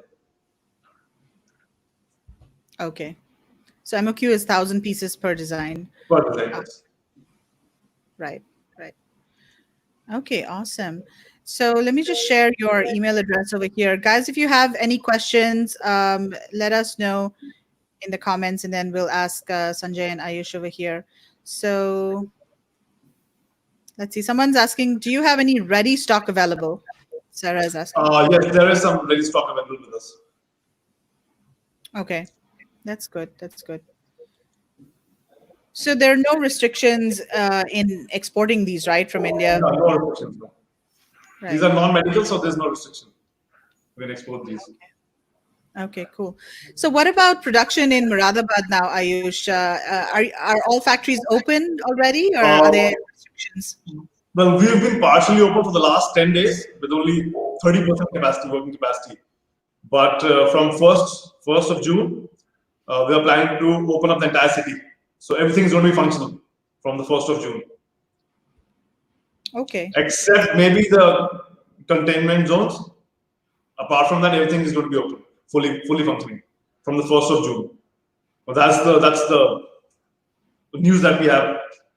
So we're just waiting till Monday. Okay, that's awesome.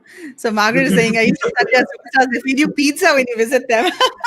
Margaret and Trish, yeah. Yeah, both of them. Yeah, they had gone to Moradabad. In fact, they had stayed on in Delhi after India sourcing trip, and then they had visited you guys over there. And of course, Marg and Kevin had visited before joining India sourcing trip. So yeah, awesome. You fed them too much, Marg and Kevin. Yeah, they were treated like royalty. They couldn't stop talking about it. So, guys, anyone interested in sourcing masks or other types of metal products and wooden products, reach out to Ayush and Sanjay. So this is the email address, ayush@bkpmetalconcepts.com. And also take a look at the previous video that we had done in April, where we talked about their company, and they also showed a lot of their products. All right. Thank you so much, Ayush and Sanjay. It was really nice talking to you again. Thank you so much. Yeah. Mark, thank you so much. Yeah, thank you so much. That's okay. Right. Hopefully we can come and see you again soon. Yeah, sure. We're looking forward. Yeah. Okay. Okay. Bye, Cool. guys. Bye. Okay, awesome. So yeah, they're just such lovely people, right? Yeah. Oh, sure. Yeah. Just amazing. So accommodating to any, whatever you want, and they'll go out of their way to sort of, we come up with like concepts of things, and Marga's sort of ideas when she's in the shower, and then she'll say, "Oh, I'll send Ayush." So she's always doing something. But he's sort of so accommodating, sort of. Never a problem, is it? No. Sort of work with wood or metal or. And Yeah. we'd pay the deposit and everything, and then we needed some more products. Things were selling faster than I anticipated, so I sent him another list, and I said, "I don't suppose we can add these." And he went, "Not a problem. Whatever you need, we will do." And you just think, they're amazing.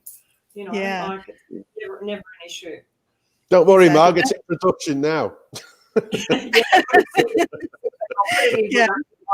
And remember, you mentioned when you visited their factory, you were looking at some products and you wanted some modifications, and they quickly, created a new sample for you.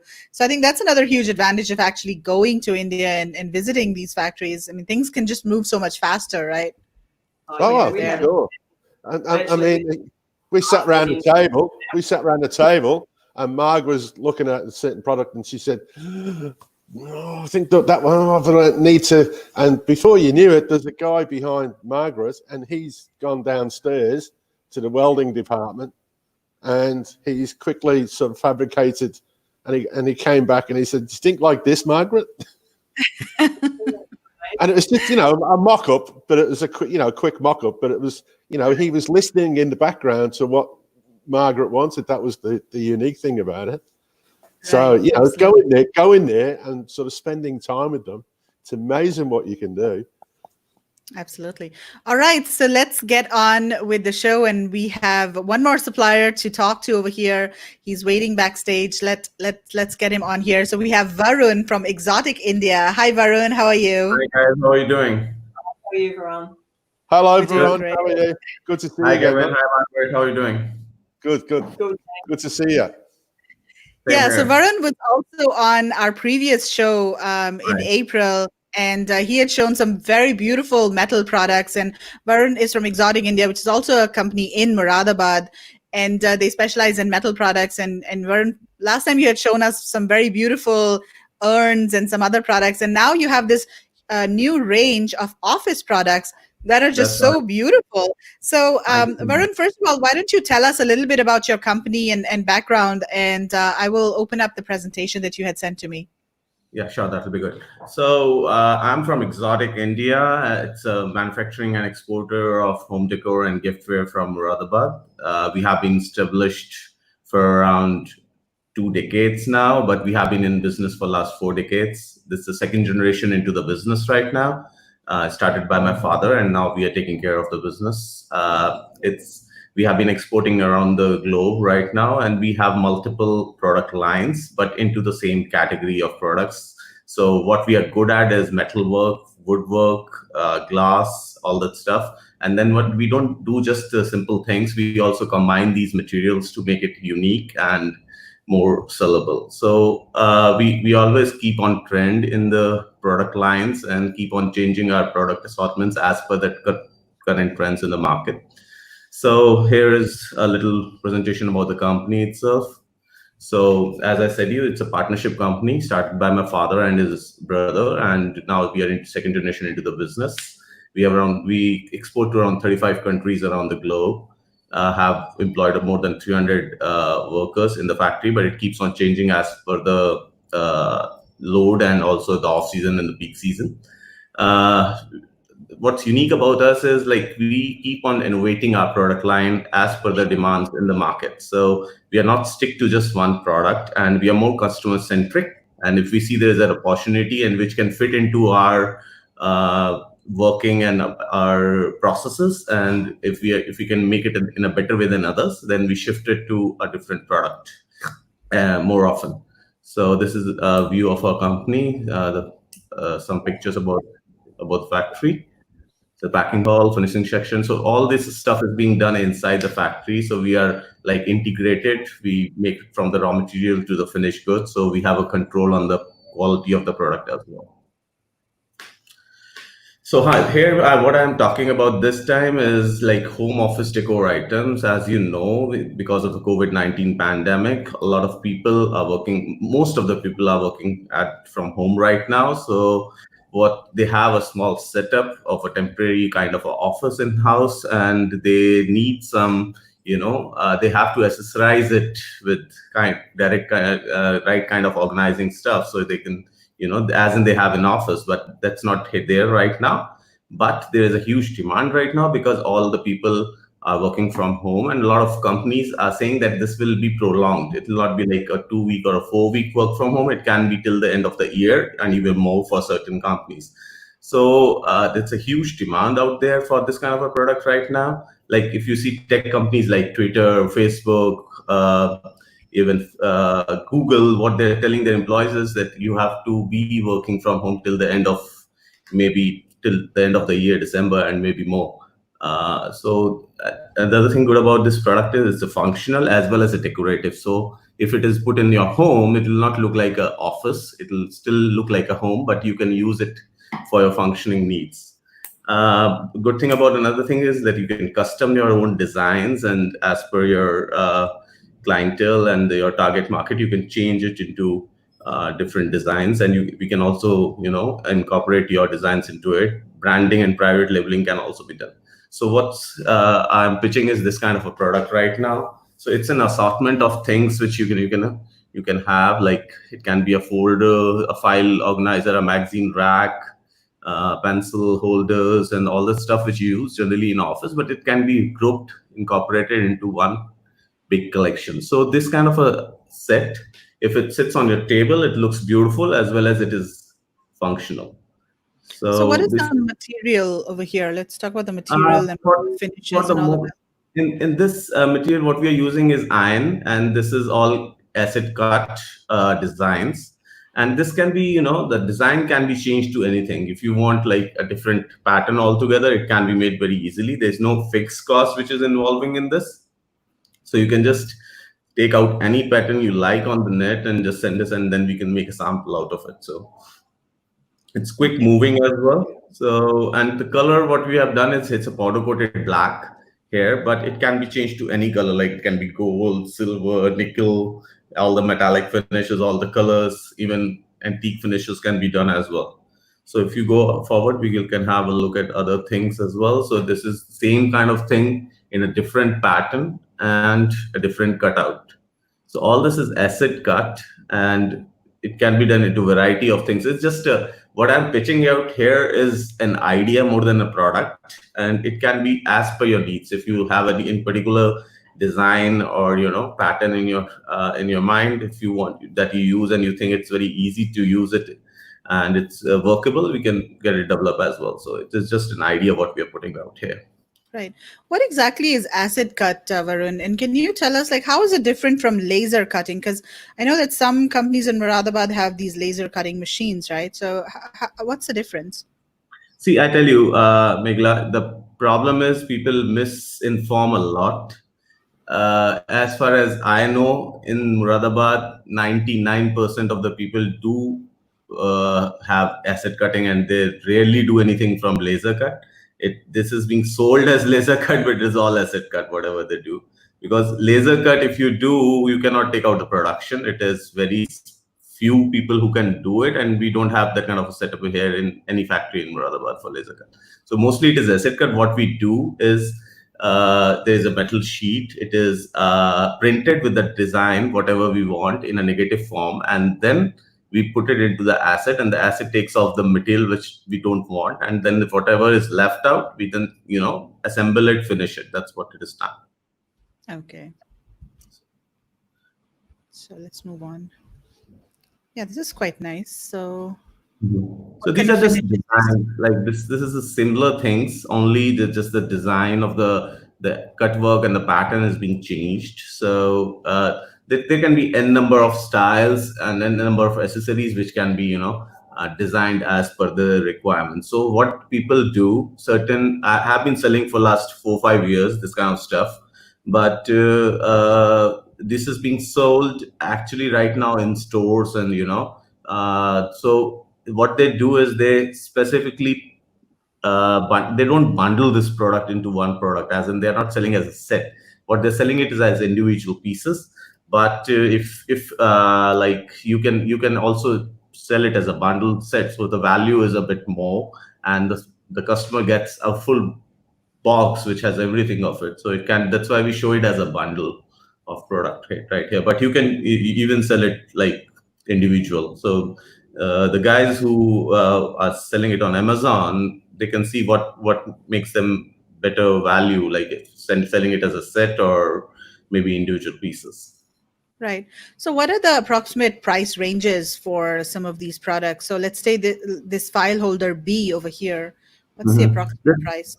This will be like the size will be approximately a standard size of the file holder. I have a sample I'll show you later in the presentation. But this costs around $4.5 for the piece as such right now. Okay. And that's FOB price. Correct. That's an FOB price. Okay. What sort of minimum orders do you have? Minimum order quantity? See, for this kind of style, it has to be 200 pieces each style and finish. But see, this is just a growing thing, so we can accommodate a little lesser than that as well to start with, just to make sure that people can try and test in how it looks like and how if it is selling out there with their customer and not. So we are not very rigid on the minimum quantities till we have a substantial business from them. So we can get a little lower on that as well. Okay. So this is a different designs, and this is a design just to give it a teen look. Like it has New York and London, Paris, which has been To great. remind us of all the places we cannot visit. At the moment, at least, yeah. Yeah. Right. Awesome. Yeah, this looks very different and unique. Yeah. So this is wire, right? That's right. It's the same things in wire. I have a sample with me of this. I'll show you later when we share the screen. But this can be done in different materials. Till now, what we have seen is in the metal sheet. Now this one is wire, which is electrophotic lacquered with copper finish. It can be gold, it can be silver. So it's on the customer needs, and whatever is more in fashion, then we can change the finishing to that to make it a new product. So this is the same thing in gold here. Okay. And this one is in glass. So this all stuff is made of glass, and it is being, the border is metal. And this is different shapes. We can play around with different shapes in this, different kind of products. Like this is a kind of a drawer kind of a thing where you can put some different products, or you can just have it like a letter rack or something, and then pencil stand and small boxes, the combination of it. So there are n number of things we can do with this kind of product category as a whole. Yeah. And what I like is, I mean, they're just so beautiful and so nice to look at, right? I mean, of course, these kinds of products are available in plastic and other kinds of materials as well. But if you have this on your desk, I mean, it just, it's very pleasing, I feel. You can let me know. I can send you for yourself as well for the desk, because you're also working from home. Varun, but those glass ones, would they be knocked down, or are they sort of fixed? No, these are all fixed. These are not knocked down. Yeah. But we have to pack it in a productive way just to make sure the shipping doesn't, hurt the thing. But we have been doing this kind of stuff for long, so we know how to pack it to make it safe. So these are already being shipped, so we know that that's okay to ship it, no problem. Okay, no worries. So here what we have is a hammered aluminium. So this is a very good hammered finish on it, and these are like tissue paper holders, and then we have a pen stand and a waste basket. So this is a standard tissue holder size. The tissue box gets into each other. This is stacked trays, and then this is a letter holder. This is a magazine holder on the side of it. Excuse me. You know what you need to add to these? You need to add like a laptop stand. I'm just looking at my desk. Laptop stand. So that's a good thing about it. So this is just an idea, and as we get ideas from the buyers, we can always add and customize things as per their requirements. So yeah, this can be done. So Varun, tell us a little bit about this hammered finish and why is it special in Moradabad? Actually, you see, this is what we have unique about Moradabad. It's the handwork, and this is one example of it. And all this hammered is being done by hand. So the artisan, take the sheet metal, hammered it as per the design, and then we cut it and make it into the finished product as such. So there are different kinds of patterns which can be done. This is just a normal single pattern, but it can be different kind of hammered and different kind of patterns which can be made in this. So this is a kind of a artwork which makes it unique from the China. So China is more of mechanical things, and this is more of in Moradabad in India. What we do is more of handwork. So that this adds value to the product itself. Right, and this is a skill in itself. I mean, you can take a hammer to a metal and just beat it, but to be able to get right, like this kind of consistency and everything is there. So it is not just anybody doing it. It has to be do by a particular artisan who are good at it. Right. This is one that I think this is very more elegant. Of a modern kind of a finish, and it's a brushed brass, and that's more elegant and more expensive than the others because the metal is brass out here, and it's like kind of a very modern look to it with the brushed metal, which is quite much in fashion right now.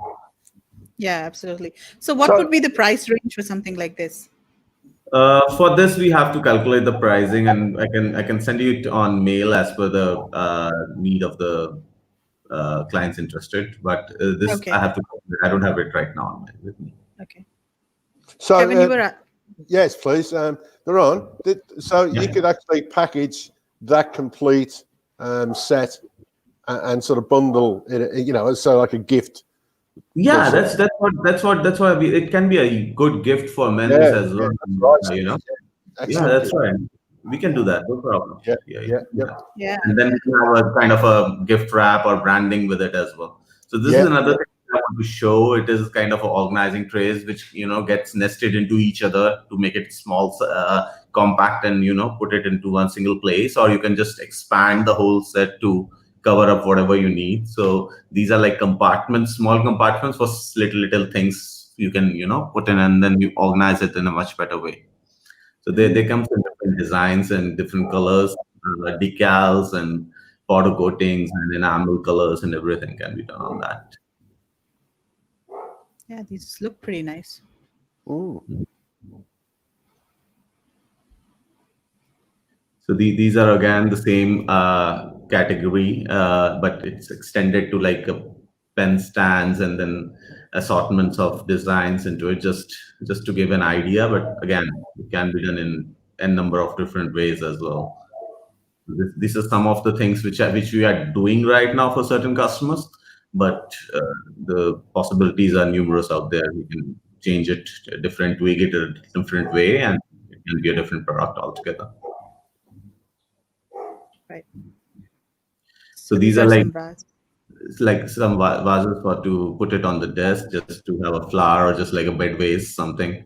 So this can be added to the particular category as well, and we can add a small vase or a small planter into the bundle as well. So this is just a decorative side of the functional products as well. Right. So again, some other designs of the magazine racks. This can be used as wall racks as well, where you can put your stuff like files or books or magazines like that, and also like on the desk. So this can be used both ways as well, certain things. This is like a memo holder or a card holder.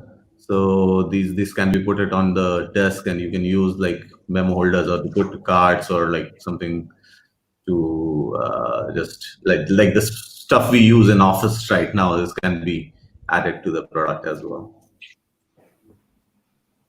Another thing is the magnet boards. This is the picture on the right is the picture of show we did in Hong Kong. So that's the display out there, what we showed at the magnet boards. And on the right, on the left hand side, it is the magnet board we sell to a customer in Europe, and this was a good hit for them as well. Yeah, so these were my favorite when I looked at the It's a good functional product. It is like a tape dispenser. Looks pretty, but works much better, and it's easy and convenient to use. And we have sold all of these to our different customers in different times. And I have a sample to show as well if you want to have a look at it later. Yeah, absolutely. So those are all of the office categories, and then of course these are all of the different categories that you do. That's what we were just showing right now, but these are all different categories what we do. So just want to show that it's not just the office things we do. We do a lot of other things as well. And here this is just a little bit of there's some candle holders made of aluminium on the top, and then the crystals. These are some candle holders with the cut work, same as the office accessories. So it's the same kind of a process, but into a different product now. And these are some planters that we showed in the last fair virtual show as well. Yeah. So some certain statues and sculptures. So these are like more of decorative objects like aeroplane or a camera or a Eiffel Tower all this is used in decorative stuffs, and it's in great demand in US market as well. These are some bookends. We do a lot of bookends, and there's a few designs, but we have a lot more as well. Yeah.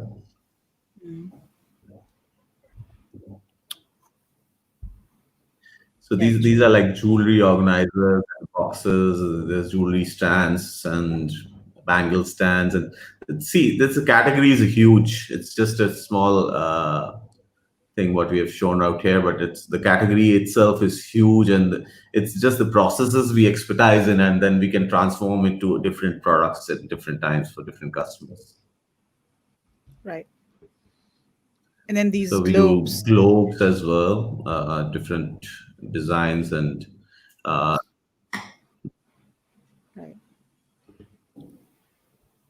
Serveware, cake stands. So this is a product category that you had highlighted in the previous show, cremation urns, and there was, I think, quite a lot of interest among people for this category. It's kind of different and not something that people would usually. Oops. I'm sorry, I think there's some problem in the internet connection. I was not able It's okay. You're back now. Yeah. You can tell me what you were saying. Yeah, I was just saying that you had showed these cremation urns during the last show, and it was pretty good. Right. And it got a good response from the people as well. So we have been working on that with different people right now. Yeah, and this is a very unique kind of product that most people don't think about, but there is, of course, a lot of demand for these types of Very products. true. It's a niche product, but everybody use it in certain time of a year of the life, so it's in great demand. Yes. So these are like pet balls. These are also very good sellers, and then we have certain new unique designs, and this can be a good category for people who are doing pet stuff.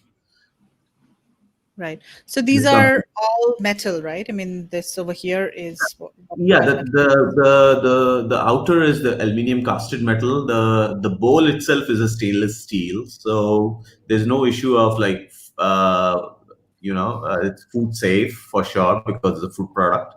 And all the kind of inspections can be done. That's no problem. We can send the test reports as well. So these are like different categories. That this can be wood combination, aluminium, iron. There are a lot of designs in it as well. So it's altogether a different category what we do. But yes, this is one of it. Right.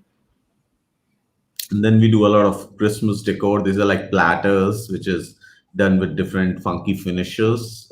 These are like candy balls and like platters for used in Christmas decor, kind of a Christmas item. But we do a lot of other Christmas decors as well. So it's just a seasonal thing what we do. This is just a certain funky stuff for Halloween. So are these also metal? Yeah, this is all aluminium, casted aluminium, and then different finishes is being done. And these are very popular shapes in US for Halloween. Yeah, absolutely. Very nice product. So did you want to show us some of the products now? The samples that you have? That's right. So last time I was not in the factory, so I didn't have anything to show. So this is like what we talked. It's a tape dispenser,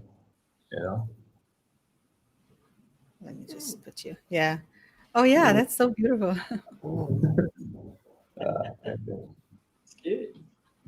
you can How have much is this? What's the price like? Price I have to check. I don't have it right now with me, but I can check and talk to you later on that. Right. Okay. What other products do you have? This is like a pen stand. Do you want to bring it closer to the camera? Yeah, here. Yeah, I'm getting out of focus. So this is kind of 3 compartments. You can put it on the desk and use it like a pen stand. And then it's done with kind of a machined embossed design. Oh yeah, that's a nice design. Yeah. So this is kind of like this. Together. You can use it, the compartments in the different for the different products like pens and staplers and everything, and put it on a desk. It can be very useful kind of a product. Then this is the design what we did.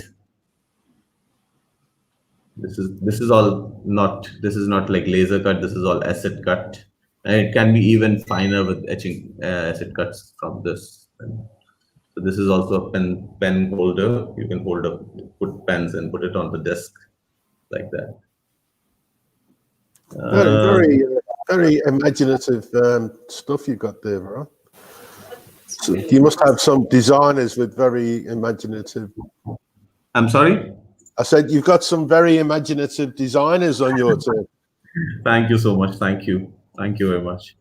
So this is a magazine rack made of wire, which we showed. So this kind of a thing can be done in any metal. It can be even done in wood and all that stuff. So the possibilities are numerous. It is just how we have to, you know, take it forward as such. Ooh. Yeah, absolutely. So Raj is saying very unique designs, definitely. Some really Thanks. thoughtful pieces being showcased here. Yes, absolutely, Mark. Good. There's such high demand due to the pandemic. People cannot be buried in certain places, and cremation is necessary. Yeah, I mean, it's unfortunate, that there is high demand for this. But even, I think, But on a regular basis as well, pandemic, it is actually, if you see, we don't, you know, get very huge demands and downward trends in this kind of a business. It's more of a stagnant business, and whatever customers we work with, we have projections for the year. Like in a year, we'll be buying this much earns, because that's a very steady business for them. So this is what we say is a recession-proof business as well. So even if the markets are going up or down, the capacity of buying is going up or down, this kind of a product will not see the, you know, downfall as well. So this is like a continuous kind of a business for us. right? There are no seasonal trends as such. Right. Very true. Right. Okay, guys, if you have any questions for Varun, type them in the comments over here and we'll start wrapping up. I'm going to display Varun's email address as well, so you guys can take note of it. So it's varun@exotic-india.in, and feel free to reach out to him. Of course, we'll be emailing the catalogs to you as well. So, yeah, Varun, what about your factories? Are they fully operational now in Moradabad?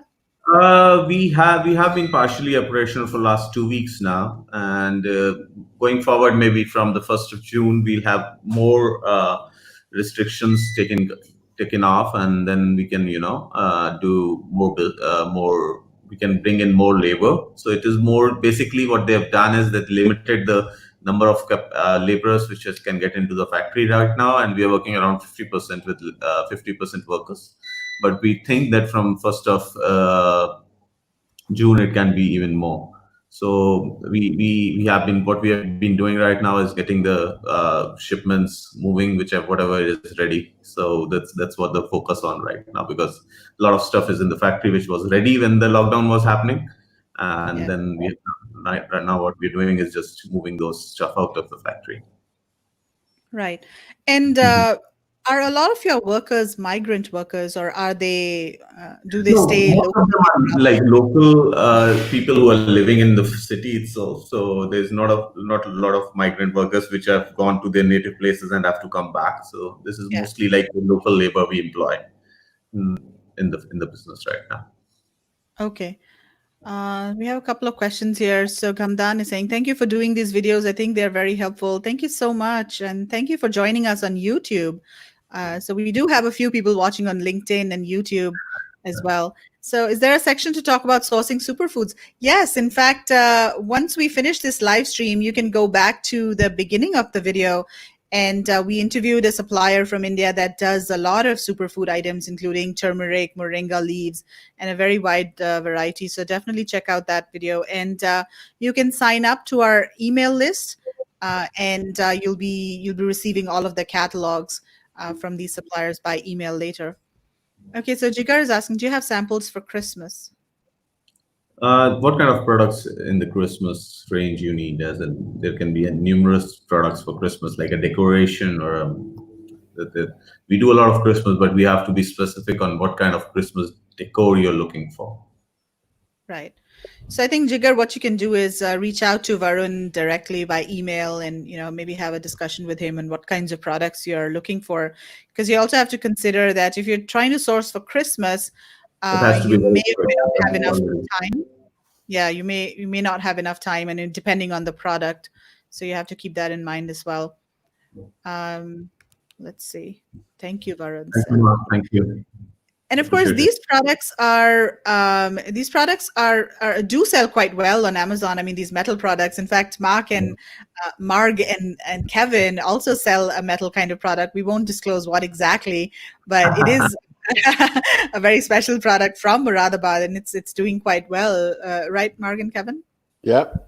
Yes, we love all them. Or we're moving into metal and wood now. We've got some new projects on the go as well. So yeah, but it's just, I think they're the right sort of products for Amazon at the moment. It just seems to, be going really well.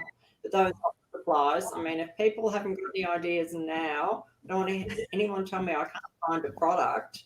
We've got so many build great ideas. a brand. I mean, Varun, there's so many options and so many brilliant designs in what you've just showed us today.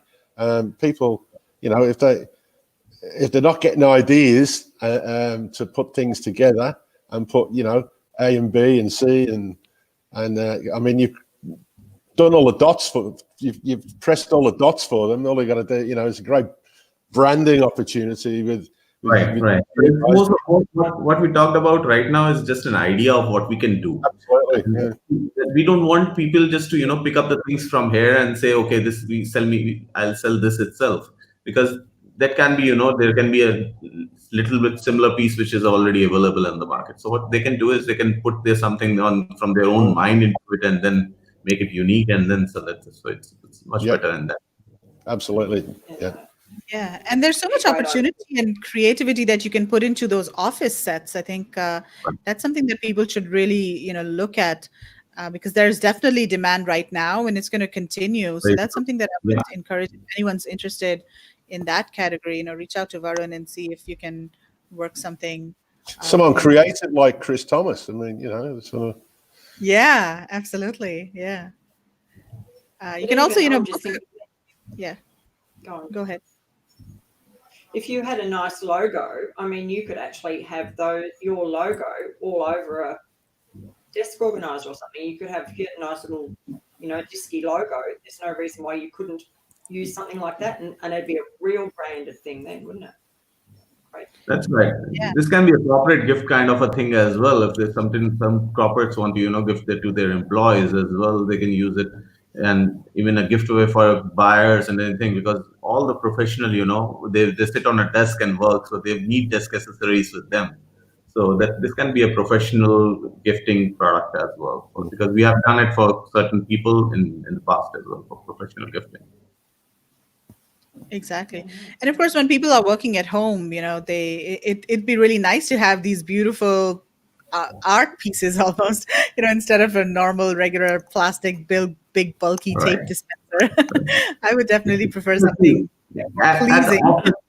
At the office, when a person comes to you, it is just more a function than the beauty of it. But in a house, in a home, you don't want to put a bulky stuff. You just want to be more elegant, more decorative. So the home doesn't look like an office. It has to look like a home, but it has to be functional as well. So it's a combination of what you can, which can be served from that. Yeah, absolutely. That's perfect. Okay, Varun, thank you so much for your time today. Those were thank you for having me. Yeah, most welcome. And hopefully when we're in India next, we might come over and visit your factory in Moradabad. Why not? You're always welcome. Yeah. You're welcome to do that. All right, cool. Thank you so much, Varun. And you have a good day later. Thank you, Varun. Thank you so much. Bye-bye. Take care. See you. Bye. Okay, awesome. Wow. So we have come to the end of this. Better than today. We're not as long. Yeah. It wasn't that long today. So we've been going for 3 hours, 40 minutes. So it's we managed the time better today than yesterday. I think yesterday we were just getting carried away with all of the products and. Well, even today, look at the product opportunities there today for people. I mean, you just you get blown away by that sort of inspiration, and each person that's been on, and yesterday and today, my mind races away with the opportunities that is presented before us. I know with Amazon, you've got to go away and do your numbers and due diligence, but hey, that's stuff that we've seen sells every day, and you see it selling every day because a lot of the stuff is what you need, in a home, or you need to to be able to live in some cases. But so many opportunities for people to kickstart Amazon or online or Shopify, their own website. People are even watching that have got little bricks and mortar stores. They're going to spring back up again eventually. I mean, so once things spring back into life. So there's so many opportunities for people to connect and sort of design that the ceramic stuff. How many ideas race through my mind seeing those products that Savak showed us? I could see lots and lots of things. What about you guys? Did you sort of see opportunities and all? I know you did in the jewelry, Magla, but so many. Yeah. Yeah, I did in the jewelry for sure, especially that one pink one that really stood out for me. Yeah, I think you're right. You just need to be very creative. And the good thing is that these suppliers are so flexible in working with you. They really are flexible, and they can, work with smaller orders as well. And they can, customize products as you like. I think in China, suppliers are more, they have fixed requirements and fixed designs that they prefer to push. But I think suppliers in India are very, very flexible when it comes to, especially these kinds of products that are, many of these are handmade. So that in itself means that there is a lot of, flexibility. So yeah, guys watching, we have almost 70 people watching over here. Thanks a lot for sticking around for so long. So tell us what you thought about the products, and what other ideas do you have for this show moving forward? So we already have quite a few suppliers for the next show that we're planning in June, and we want to do these on a monthly basis as long as we can. We'll see for how long we can sustain these. And if anyone has any specific industry that they or products that they want to see, look, I'll go and research and talk to them and see if they want to come on the show and see if they've got great products to sort of show us. I love doing this. It's fantastic. Yeah, absolutely. Send us your product ideas. You can reach out to Kevin or Marg and me on Facebook. Just send a message to us on Messenger and let us know. And the way that we look for these suppliers is Kevin does the research first. So he tries to identify suppliers, and he talks to Shishir from Global Sources and other companies, and tries to identify the suppliers. And Kevin and Mark do a Zoom call with them to make sure that they're presentable, they can communicate well, they have good products, they have good Amazonable products. And we kind of vet these suppliers, and I check the documents and everything. Then we do another call with all of the suppliers to explain to them how it works. So there's a lot of effort that we are putting into putting these virtual shows out. So we'll definitely like to help as many people as we can. So if you have any particular products in mind, do let us know. Yeah, and dude, the system that we've got in place now for sort of looking at these people, it just we bring in quality people to people's screen, bring into their home, because some of these sort of factories, it takes years to find some of these places. If you go to a trade show, I mean, you walk through a trade show and you might be wanting to find a particular product, but you might walk the whole floor for 2-3 days and still come away with nothing. We're just bringing the quality people to you. Yeah, so I'm just lost for words at a minute and sort of. Yeah, I think it's not easy to find suppliers. I mean, especially in India, there's no Alibaba as such where you have thousands of suppliers, and Many of these suppliers do have websites, but they don't update them on a regular basis. So until and unless you talk to them and see their factories, you won't really know what exactly their capabilities are and what their expertise is.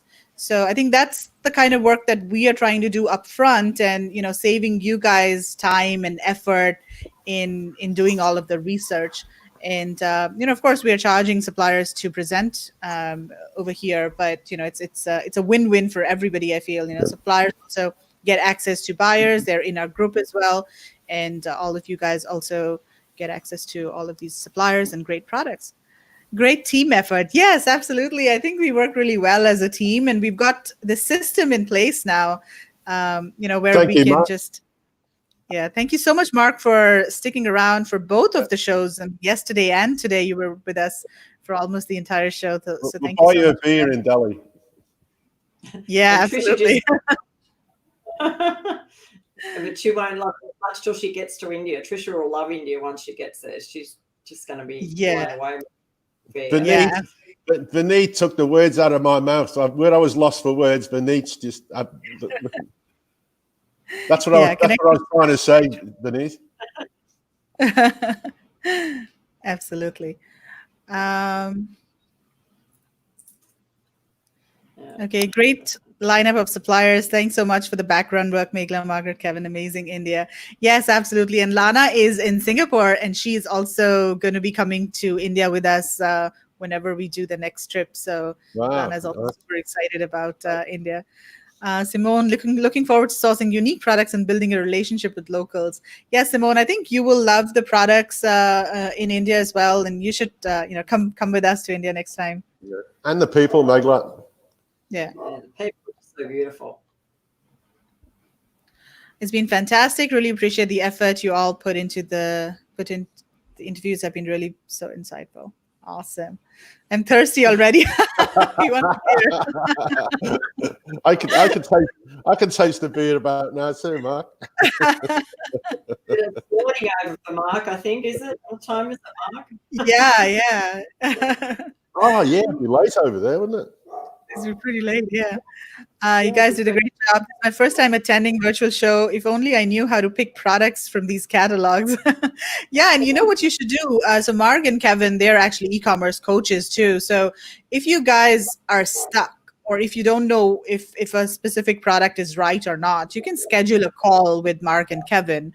They do e-commerce coaching, and they have students that they help with their Amazon business, and especially newbies. If you're just starting out on Amazon, you don't know where to start or what products to sell, you can book a call with Mark and Kevin, and they will help guide you for sure.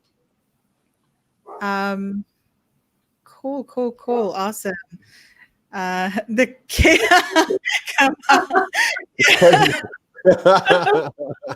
That's a good one. We were actually thinking of calling it the MMK show. So this is the MMK TV show. So how to connect with Mark and Kevin? So I think the easiest way, Rajesh, would be to look for Mark on Facebook and send her a messenger. Just a message in the group. PM us in the group. Private message in the group. Yeah, just send her a private message, Kevin or Mark. And you can connect anytime. That's okay. Always available. Excellent presentation again. Thank you, everyone. Thank you. I think somebody was asking when the catalogs will be sent out. So yeah, the catalogs will be sent out later today. So in the next couple of hours. How do I set up a call with Mark, please? So yeah, reach out to Mark on Facebook. That's the easiest way, Mark or Kevin. So search for Margaret Jolly on Facebook or Kevin Oldham. But as I say, they can reach us through just PM us through the group. Yeah, you can find them in the group. If you're in the group, in the India sourcing group, just search for them. Yeah, just PM us. Yeah. So I'm just gonna also display your names here real quick for people. So Margaret Jolly, Kevin Oldham, you can search for them on Facebook and then message them in case you can't find them in the group. But otherwise, yeah. Cool, awesome. So yeah, this has been so good. So I just have one last request from all of you. If you guys enjoyed this show and the previous one as well, if you like what you were doing, then I would request you to go to the Facebook page of India Sourcing Trip and just leave a recommendation over there. You can just say a few words, or you can just click on the recommend button over there. That would be much appreciated. All right, you did amazing, Kevin, fitting all of the research between trips to the golf course. Yes. How did you do that? Because I'm so good at time management. Yeah, great diverse range of suppliers and products that showcases India's amazing skills and what it has to offer the world. Megla, Marg, and Kev appreciate that this takes a lot of time and effort to pull off. So thank you. You deserve a few. Yes, we do. Thank you, Trisha. Yeah, thank you, Trisha. Kevin, we already sent an email to one of the suppliers, just waiting to rewatch to get the info so I can get his name right. That's amazing, Jason. Wow. That's fantastic. That's is right. that a hint for us to sign off and finish this live stream, Jason?